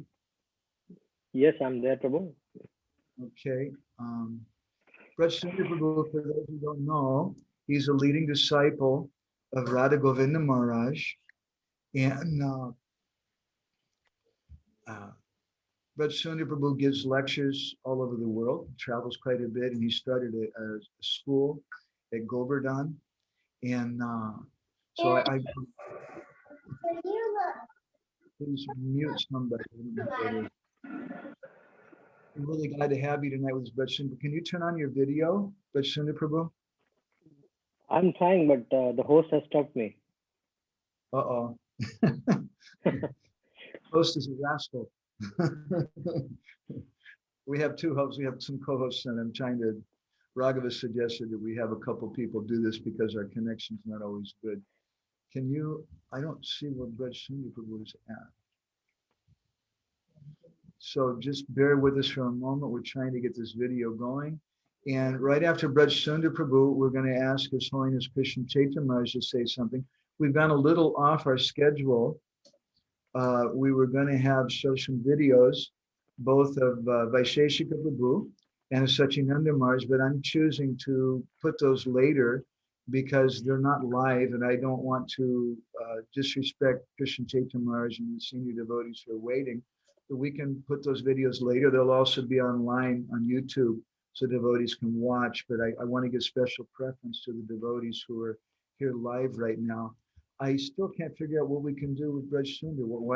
Why we can't show his video, Prabhuji? I think Amritesh Gour Prabhu, somebody can, I don't know. Yeah.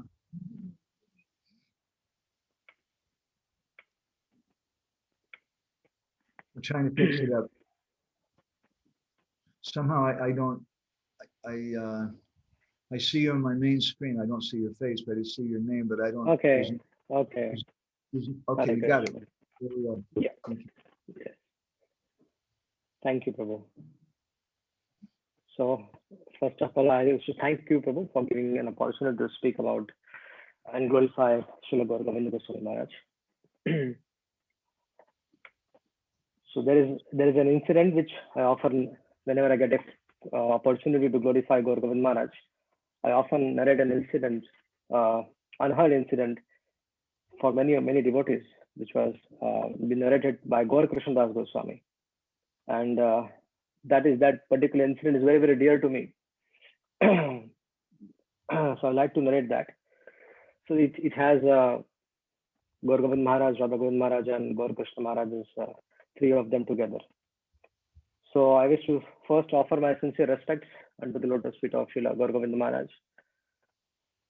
Once I was interacting with my Gurudev, and my spiritual master Srila Radha Govinda Maharaj said that Gour Govinda Maharaj is a sent person, 100% pure devotee, and he instructed us to take shiksha from the teachings of Srila Gour Govinda Maharaj's books. So once Gaur Krishnadas Goswami who is a very dear disciple of Radha Govind Maharaj. He has left the world in 2015. But I got good fortune of spending good time with him. So he narrated this particular incident. Once His Holiness Radha Govind Maharaj and then Gour Krishna Prabhu were in Mayapur. I don't remember the exact year, but Radha Govind Maharaj was interacting with his disciple Gour Krishna Prabhu in Mayapur, and a car was passing by suddenly, and it stopped, and the car took a reverse for a distance, and then a personality got down, and it was Gour Govinda Goswami.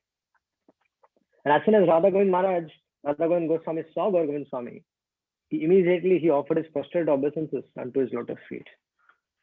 And Gour Govind Maharaj immediately picked up Radha Govinda Goswami and he embraced him. The ground was wet and Radha Govind Maharaj's kurta was completely muddy. And with the embrace, even Gour Govind Maharaj's kurta became muddy. So Gour Govind Swami asked Gour Krishna Prabhu. He kept his hand on Gour Krishna Prabhu and he asked, "Is he your Gurudev?" And Gour Krishna Prabhu simply smiled. He did not reply. Then Gour Govind Swami looked at Radha Govind Maharaj and asked him, "Is he your disciple?" And Radha Govind Maharaj said, "No." He simply smiled. So then, looking at Gour Krishna Prabhu and pointing finger at Radha Govind Maharaj, Gour Govind Swami said that Jai Radha, say Gour. Gour Krishna, listen. Jai Radha, say Gour. Govind is common between both of us. So Gour Govind and Radha Govind, there is no difference. So there have been many similarities in the life of both these sadhus. Both when they met this spiritual master Srila Prabhupada. Srila Prabhupada engaged them, both of them, in translating books into Hindi. And both these sadhus have Srimad Bhagavatam as a life on souls. Both were instructed by Srila Prabhupada to preach the message of Srimad Bhagavatam and make disciples. So there was I never met Gour Govind Maharaj, but I often, by the instructions of my Guru Maharaj, I very deeply studied the books published by Madhavananda Prabhu, and I was able to understand. I heard so many classes. I used to have a 23 hours, 23 series, different series of Gour Govind Maharaj, and I got fortune to hear all of them. Once I heard all of them, and I often had a desire to have personal darshan of Maharaj, but there was never such fortune. But there was one incident I would like to narrate. Probably I have never told this thing to anybody.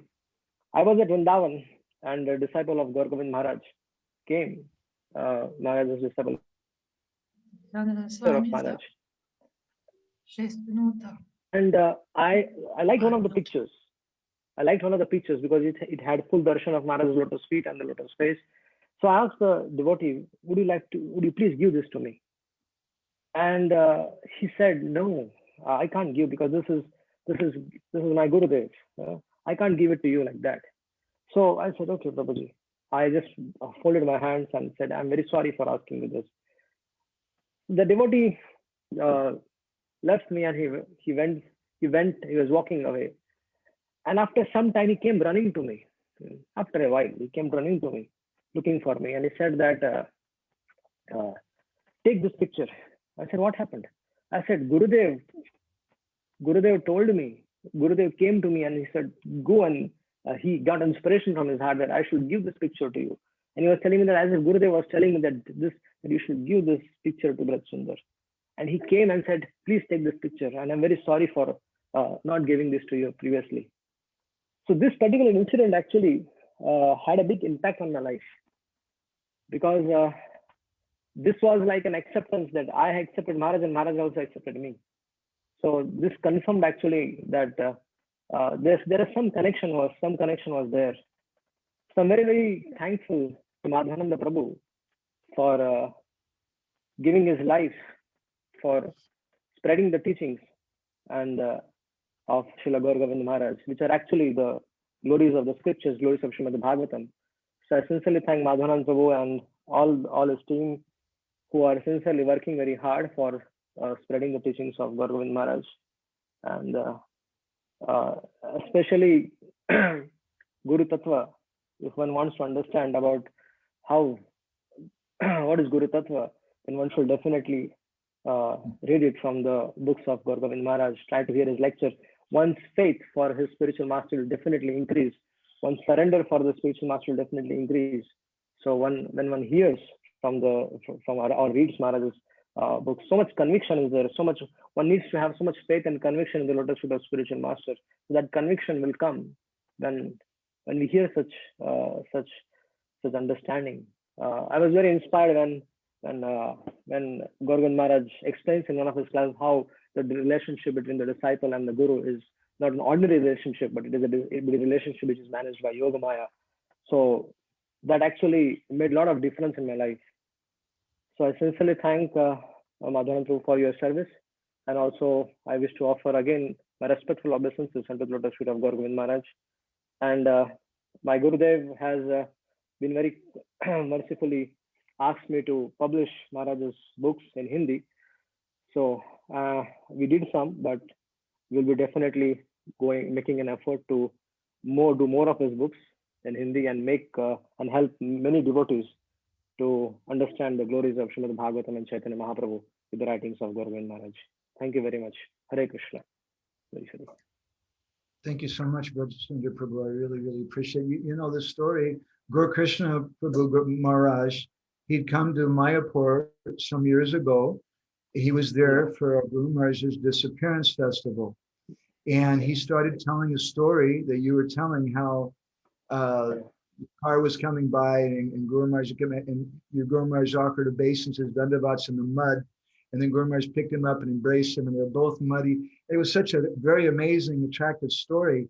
And then just as he's about at that point of the story, suddenly a very senior Vaishnava Acharya walked into the room with his disciples, and there was a big tumult and everybody stood up and things. And then that person spoke, and Gaur Krishna Maharaj couldn't finish what he started. And I always wanted to hear that story, but then he left this world. So I want to thank you very much. And anybody who reads Hindi, you should please read. There's a Gopal Jew book. There's a First magazine translated into Hindi. There's How to Find Guru. But Sundar Prabhu's been orchestrating a number of things like that. And I'm very appreciative of that. And also, he stays with us sometimes when he comes to Puri. We have a place here with you. Bhakti Prabhu loves you very much. So thank you very much, Sundar Prabhu. I'm feeling a little bad because we have a very special guest. Everybody's very special, but some are special. And one such special person is His Holiness Krishna Chaitanya Maharaj. And I'd like to ask Maharaj to say something tonight. For those, again, me trying to introduce Krishna Chaitanya Maharaj is like a firefly trying to introduce the sun. It's a bit of a joke. Maharaj is a very, very well-known personality. And not only is he a leading spiritualist, but he's also a very prominent scholar of Gaudiya Vaishnavism. And he works with the Oxford University group and also the BRC. And sometimes Maharaj also stays with us in Puri. And we're very eager for you to come and stay there again. Thank you very much for coming, taking part tonight. Would you like to say something tonight, Maharaj? I would. Thank you, Madhavananda Prabhu. First, indeed, my thanks to you for thinking of me. I must say, as I got your email, I felt like, okay, that's very nice, but why me? The very little association I had with your Guru Maharaj, but I took it as blessings of your Guru Maharaj, of Srila Gour Govinda Swami Maharaj, to whom I want to offer my most humble obeisances and my most humble pranams to all the Vaishnavas and to our Srila Prabhupada. Well, let me start with the one time that I had a kind of private meeting, we can say darshan, with Srila Gour Govinda Maharaj. It must have been around 1993. I was kind of the coordinator for the compiling of ISKCON's deity worship manual. The GBC wanted this manual to be put together. They wanted something more elaborate than had been done up to that time. So it was a group of us working on this, but I was kind of the coordinator. So I had questions for Maharaj, and he very kindly agreed to see me. It was in Mayapur. And I have to say, I'm trying to remember now, but I think this may have been the time that kicked off, so to say, something of a mission, something of a campaign on Gour Govinda Maharaj's part, namely this, what became something of a controversy, namely whether the deity of Chaitanya Mahaprabhu should wear or should not wear a peacock feather.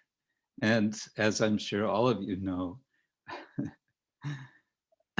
Gour Govinda Maharaj was adamant that he should not have the peacock feather. Why? Because this would be a complete disturbance of his bhava as the devotee of Krishna, as a bhakta.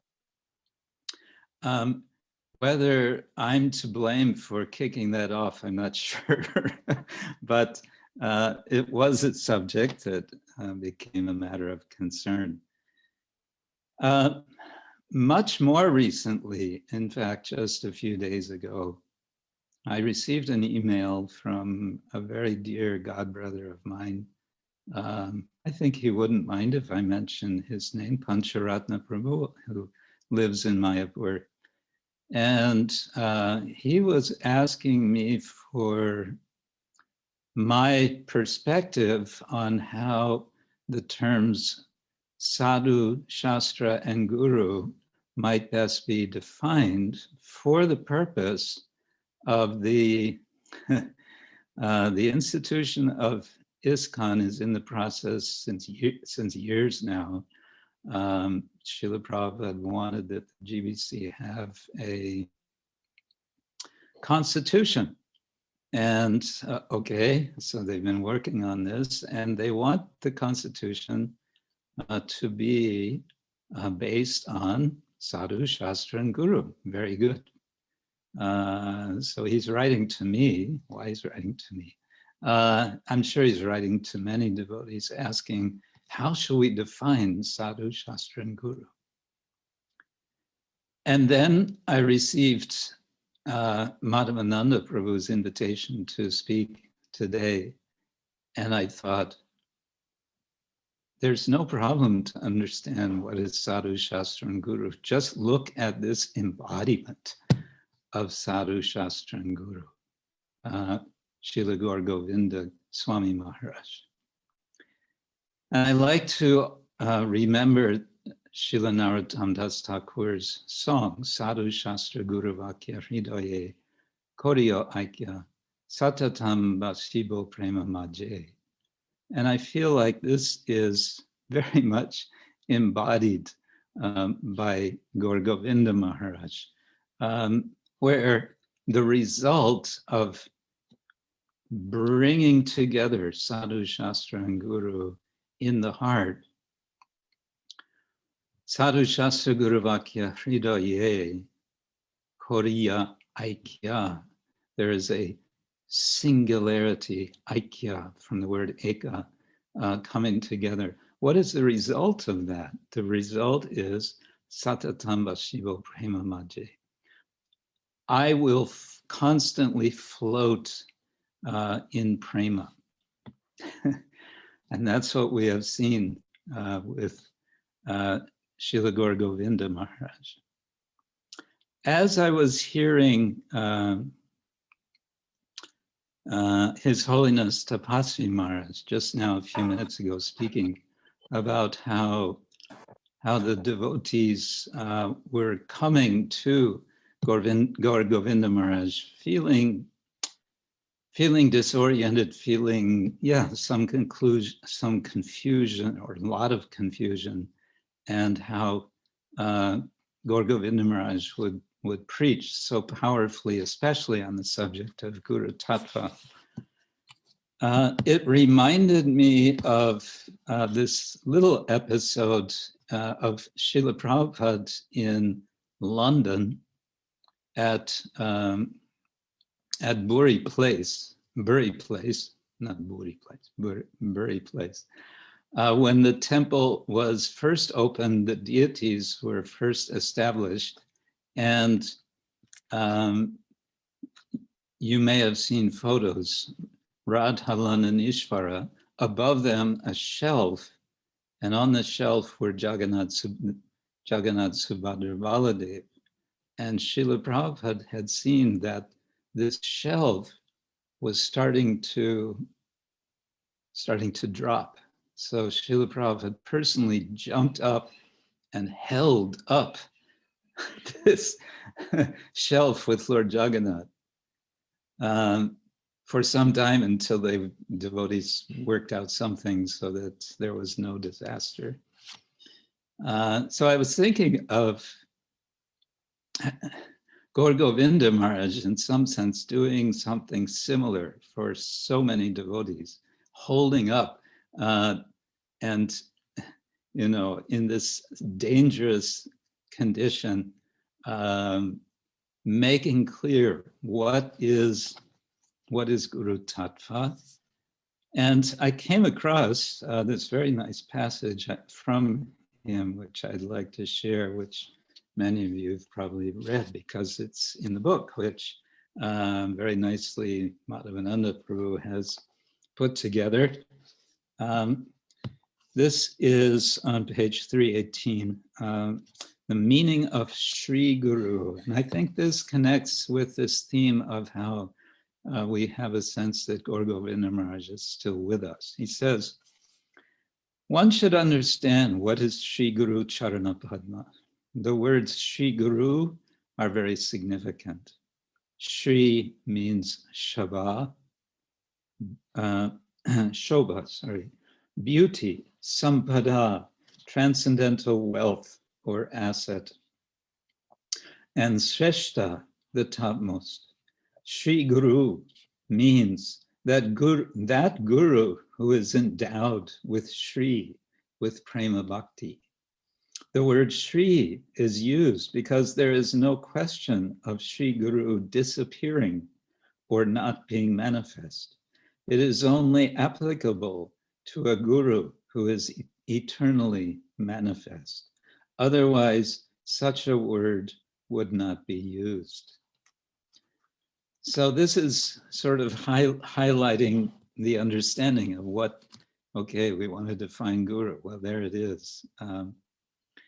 But as I'm saying, I see in Maharaj all three. He is guru, he is sadhu, he is also shastri, he is embodiment of all of these. And on this aspect of his sadhutva, I was rereading how he was wandering through all of India, but with one single purpose, and that was to find his guru. He was searching, and of course, as we all know, eventually he found Srila Prabhupada in Vrindavan. But also, I looked up the word sadhu because they were asking for definitions, and that's what happens when you spend too much time with the so-called scholars, is you want to get, you look in dictionaries and things. But anyway, here it is, sadhu from the Sanskrit dictionary. There are many, many definitions, but one of them is straight, leading straight, correct, and pure. So I thought, yes, this is also very much applicable And of course, we have the word sadhu in the Bhagavatam several times, and I found this wonderful, I find applicable verse from first canto, chapter 15, verse 46. Te sadhu krita sarvartha gyatvatyantikam atmana manasa dharayam asur vaikunta charanambujam. They all, this is referring to the Pandavas, they all had performed all the principles of religion, and as a result, rightly decided that the lotus feet of Lord Krishna are the supreme goal of all. Therefore, they meditated upon his feet without interruption. So Gour Govinda Maharaj, he'd actually already decided long before he met Srila Prabhupada that the purpose of life is to worship Lord Krishna. And that was confirmed, of course, by Srila Prabhupada, who in this case is reminding me of Narada confirming to Srila Vyasadeva, who had this sense also that there is something wanting in his practice of writing. And so this brings us to Shastra, which anyone who has heard lectures of Srila Gour Govinda Maharaj knows he's simply walking Shastra, but not just empty quoting, but giving the life of Shastra. So just a little reminder of the advice from Gour Govinda Maharaj. Hear daily, Nityam Bhagavata Sevaya. You have your daily activities, Nitya karmas, including eating, sleeping, bathing, and praying. This hearing should also be one of them. Can you survive without your daily activities? No. How many people are collecting Srimad Bhagavatam? Are they surviving? Actually, they are not. Although living, they are dead. Jivan Mrita. Their breathing is only like that of the blacksmith's bellows. So, as we also heard earlier, Srila Gour Govinda Maharaj's preaching was sharp. It was cutting, and it was sometimes devastating his criticism of devotees. And I feel that, truth be told, Srila Gour Govinda Maharaj has by far not been sufficiently appreciated in the wider world of the Vaishnava community. But I'm hopeful, and I'm especially hopeful that he will become more and more appreciated and revered, heard from, especially as we see you, his disciples.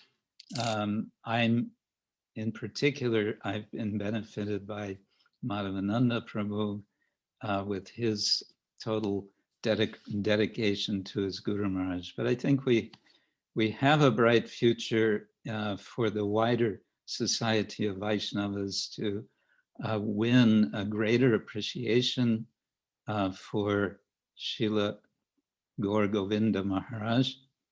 And as we get this appreciation, he will imbibe in the wider community of Vaishnavas the spirit which he embodied of being the embodiment of Sadhu, Shastra, and Guru. So my prayers are for the blessings, the good wishes of all of you, followers of Gour Govinda Maharaj, to help me to appreciate him, and my prayers to him as well, that I may imbibe something of his quality of ecstatic devotion to Lord Shri Krishna. Hare Krishna.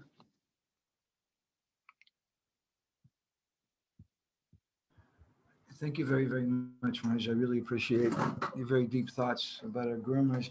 I have a few reflections I'd like to just share. You mentioned how Guru Maharaj was so attached to Shastra.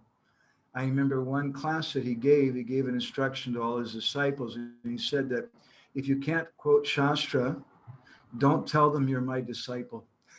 A very sobering instruction. He appreciated Shastra so much. I remember him once looking through a book of one contemporary leader, spiritual leader, and it was a good book. And it was a person that Guru Maharaj was close with also. But he just flipped through the book a few pages and he didn't see any verses. And he said, oh, no verses. And he wasn't interested in looking at the book. He was very, very much focused on Shastra. I was also appreciating your point about how Guru Maharaj hasn't been so appreciated. And this morning in our session, we heard from Parthasarathi Maharaj, and he was very emotionally speaking about that also and how that caused him so much pain. And as a disciple, someone who's hoping to become a disciple someday, I've heard from a lot of our God brothers, many devotees who want to enthusiastically promote Guru Maharaj. And of course, that's the business of a disciple, to worship their guru. But there's also kind of a fine line. Bhaktivinoda Thakur uses a phrase, Amar Guru, Jagat Guru, that my Gurudev is very great. And I've always felt that the best way to present Guru Maharaj, it's like someone sitting on the bank of the Ganga and they're looking at the sun rising on the other side of the river. And as they're sitting there, you go and step in front of them and you start jumping up and down and telling them all about the glories of the sun. And the sun is so wonderful and the sun is so bright. And finally, the person just says, do you mind just get out of the way so I can see the sun myself? And so that's partly why we want to have programs like this, because there's a tendency sometimes amongst those of us who had some physical association with someone to think, I know him, he belongs to me, I understand him. And then we just get in the way. And rather we should just step out of the way and let people see the sun for themselves. And that's our humble desire. And by you speaking, we get to see some other different perspective of appreciation of that sun. I really appreciate so much, Maharaj. I know you have so many different projects you're working on. Some of the devotees from the BRC just came down recently to Puri and were telling me about some of the things that you're doing, more with the Bhagavatam and things. I know you're very, very busy with the scholarly things and also your disciples and your preaching. And for you to come and spend a little time with us like this tonight, it's very much appreciated. Thank you. I just want to say, I just read your article. I finally got a copy of your article on Srila Fakir Mohan Prabhu and how he hated it when people referred to him as a scholar and a professor. So I have to say I'm also embarrassed by this, but anyway. But thank you, Hare Krishna. I remember once in Mayapur, I saw one sannyasi, and it's always a problem in Mayapur around Gour Purnima time. There's so many sannyasis. I feel like I'm doing push-ups all day long, offering obeisances. And I found myself at a certain point that I wasn't very enthusiastically offering obeisances. So then I saw an older sannyasi, it happened to be Mahavishnu Maharaj, the elderly Mahavishnu Maharaj. And so I thought, I really want to offer my pranams in a very nice way. So I stayed down for a minute and offered obeisances. And he saw me, and somehow it struck him, and he called me over. And he said, what's your name? Who's your guru? And I bowed my head. I said, oh, Sri Srimad Gour Govinda Maharaj. And then he said, oh, your Guru Maharaj, he's a great scholar. And I remember, of course, I think his appreciation was not just for Guru Maharaj in an academic way, but I remember when he said that, I thought, oh, yeah, I guess so. I never thought of Guru Maharaj as a scholar. And I also don't see you as a scholar, Maharaj. I see you as a great thinker and a Vaishnava, a sadhu. And Vishnu. one of the greatest delights for us in the last few years has been when you've come and stayed with us sometimes in Puri, and we have a place for you there. Anytime you come, please do so. Thank you again. So we were going to stop around this time, but what I'm thinking to do now, because we have two videos that we were going to watch, one of Vaisheshika, which is about 5 minutes, and the second one of Sachinanda Maharaj, which is, I think, about 15 minutes. I'm going to go ahead and play those videos online here on our live stream. So anybody who wants to take part with that, you can. These are just videos. We're going to upload them later to YouTube. So if anybody feels a need to go, please don't feel shy. So we'll start off with Vaisheshika Prabhu. This is something he made a few days ago for us. For those of you who may not know Vaisheshika Prabhu, he's a very dear friend of ours. And he's a very Shastric person, but a very, very simple, sweet devotee who likes to show people how to have a direct experience with Krishna. And he's very, very dedicated to book distribution. So here's a few words from Vaisheshika Prabhu. Vanchakalpadruvascha kripasinubhyevacha patitanam pavnebhyo vaishnavebhyo namo namaha. My name is Vaisheshika Das. I'm a disciple of Srila Prabhupada and the godbrother of Srila Gour Govinda Maharaj. Very gratefully so, to be considered in the same company, in the same spiritual family as an advanced devotee, an actually advanced devotee who is like, in my mind, the flower in the forest that scents the whole forest. One pure Vaishnava who is steeped in the pastimes of Sri Chaitanya Mahaprabhu, remembering them, explaining them, and enacting them, changes the whole world. And when Srila Gour Govinda Maharaj humbly came into the assembly of ISKCON devotees and approached Srila Prabhupada, of course, Srila Prabhupada recognized his stature amidst so many others who were sincere but did not have his pedigree, which is that he's a pure Vaishnava from birth. And his whole life is dedicated to Sri Chaitanya Mahaprabhu from birth.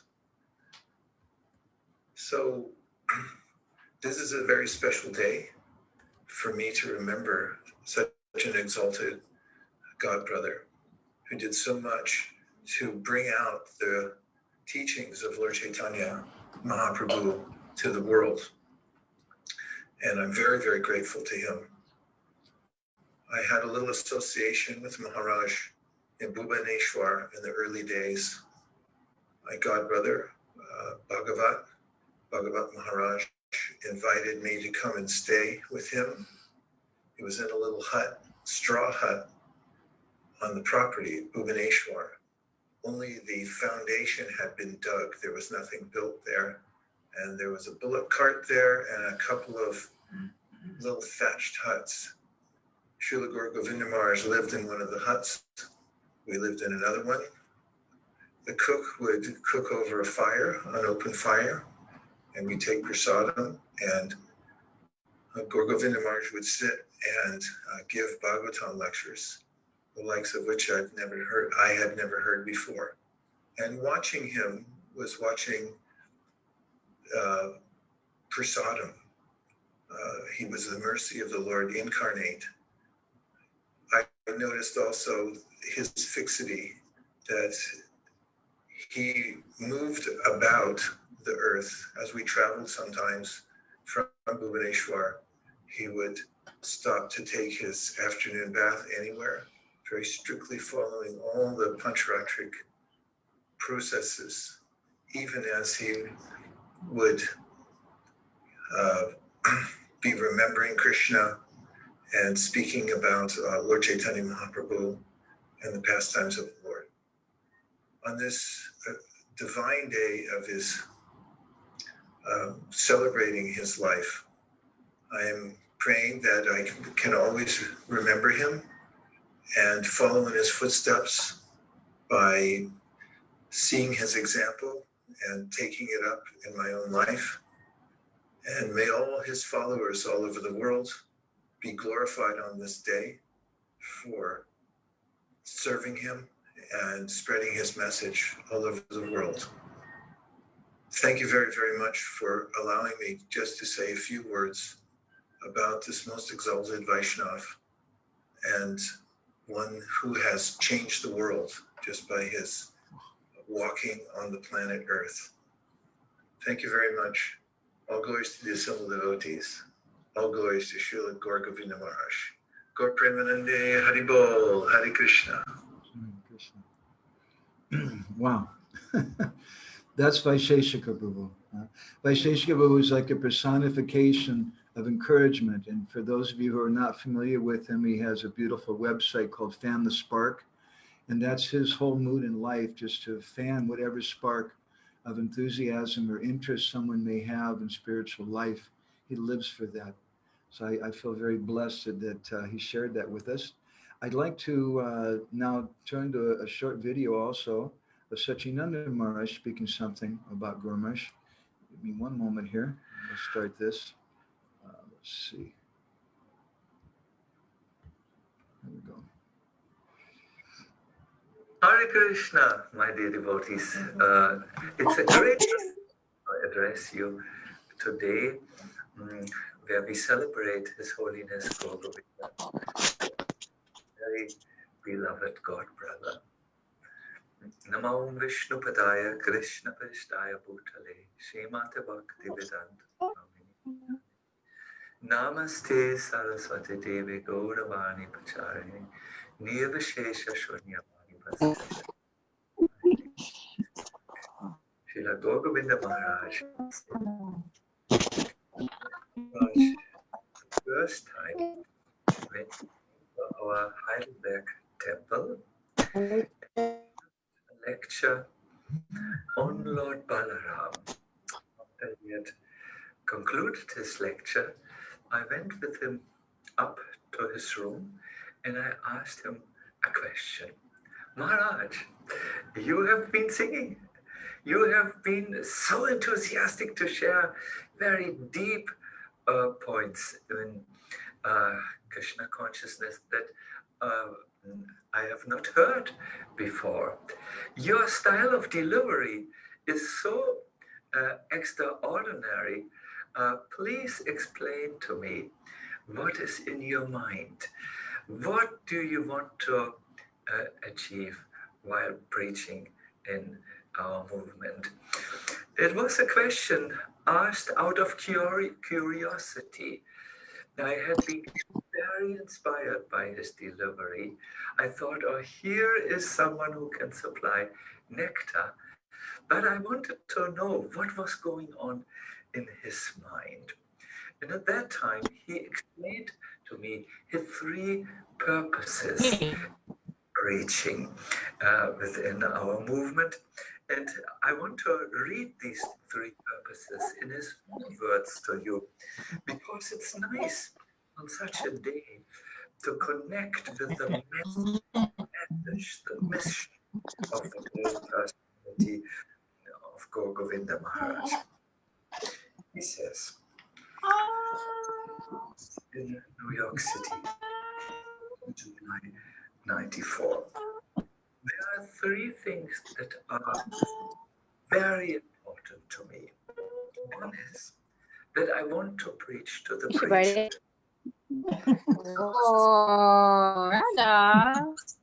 The devotees falling down and going away.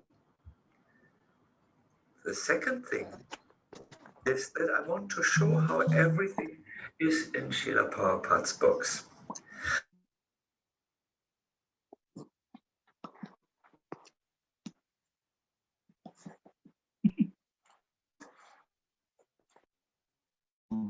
Wow.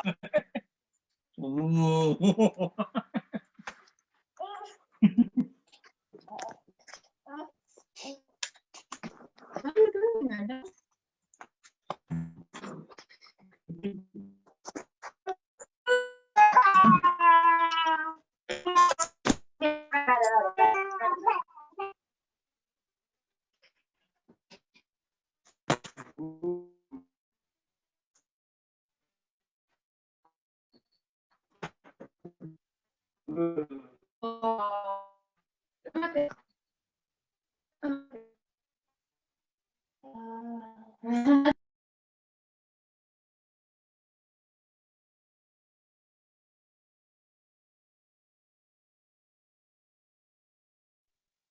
mine is also not good connection.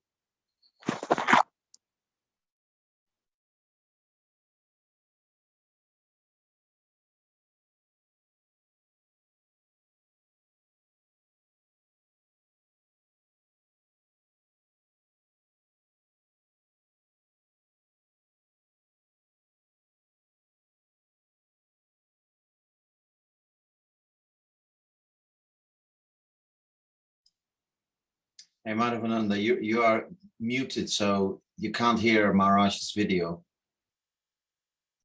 I can for hear. serving Srila Prabhupada. And much later, I could see They what he couldn't hear. meant. I could see much later how devotees starve to obtain these deep and relishable insights in their Krishna consciousness. Therefore, I very much congratulate those like our Madhavananda Prabhu who regularly publish the lectures or excerpts from the books or even books by Maharaj. It's a great need. We need that nourishment. When I came to the temple in Bhuvaneshwara, please excuse me for a moment. When I came, Maharaj had already left the planet, but I looked at the place where he stayed. I looked at obviously the temple, and then there was a smaller temple, and I could walk a little bit through his heart, so to say, because these external buildings were manifestations of what he had in his heart. And I think you as disciples and friends and well-wishers of Maharaj know that he wanted to open a crying school. He was very much aware of Lord Chaitanya's way of preaching in the mood of separation, vipralambha. This bhakti is called viraha bhakti. Because, see, in separation from Krishna, you go inside your heart and you find him there. That is the most relevant and realistic way of meeting Krishna for us conditioned souls. Meeting him by feeling separation from him to the degree that we cry. I would like to speak about this crying school a little bit, and I've also found some very nice references. There were two types of crying, which Maharaj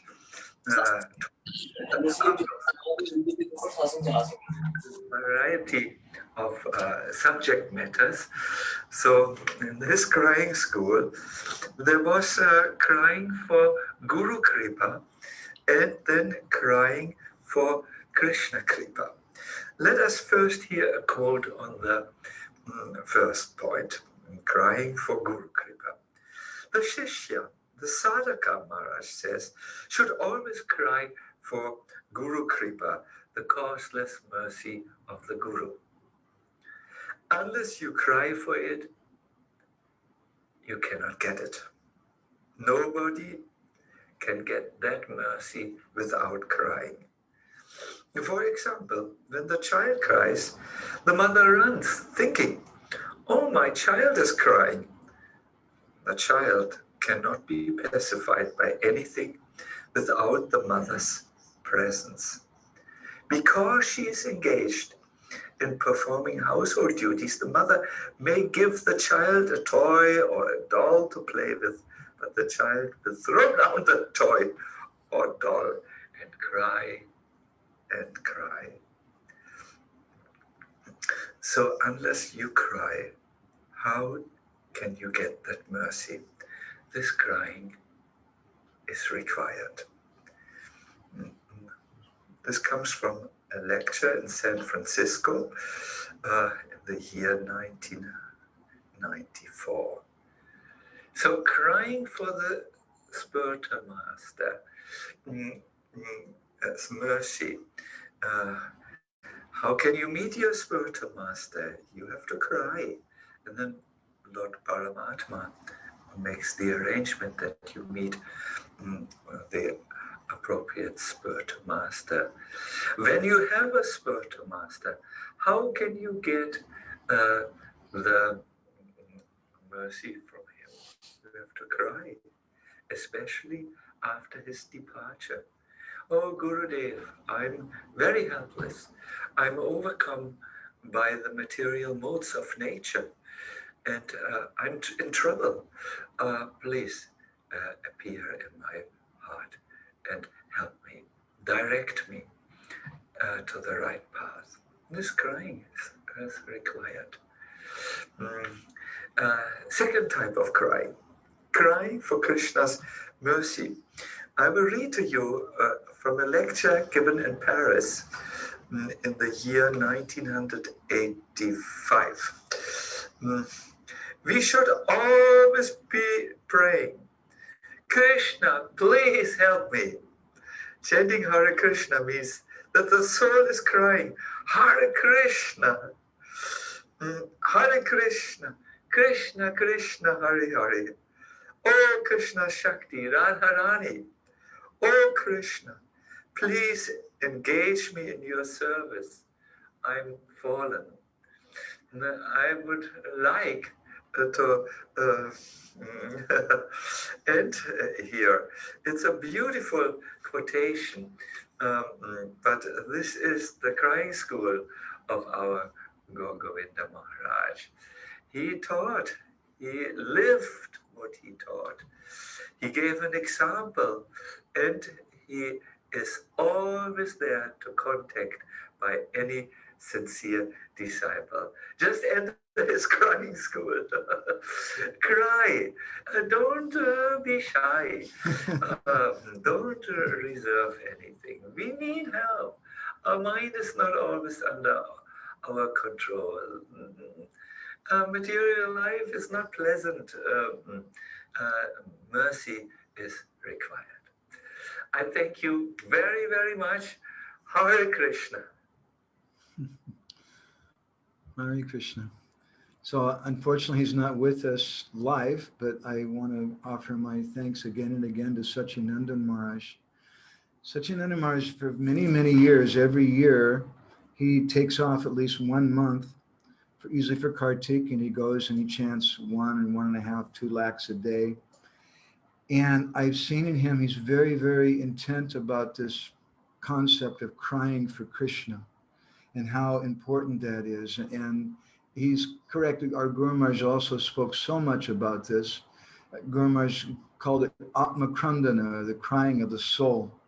Once Jagadatma Prabhu asked Guru Maharaj a question. He said, "Guru Maharaj, you're always speaking about how we should cry, but I don't know how to cry." And Guru Maharaj then told him, he said, "After I leave this world, then you'll cry." So that's a very natural thing, as Satchidananda Maharaj is explaining this. So I want to thank all the devotees. We're trying to create something of a virtual Sangha with devotees, and I appreciate there's different devotees from different Vaishnava Sanghas who have different opinions, different understandings, different depth of understanding of Guru Maharaj. And if we can be broad-minded and open up our hearts and listen to them, at the same time keeping our particular concept we'll all be greatly benefited. I especially want to thank Krishna Chaitanya Maharaj and Lokanath Maharaj and all the senior devotees who took some of the valuable time to come and take part in this today. So I'm going to go ahead and stop there. Thank you, Pushkaraksha Prabhu. Yeah, we were trying to mute the thing and I muted myself and that was a mistake.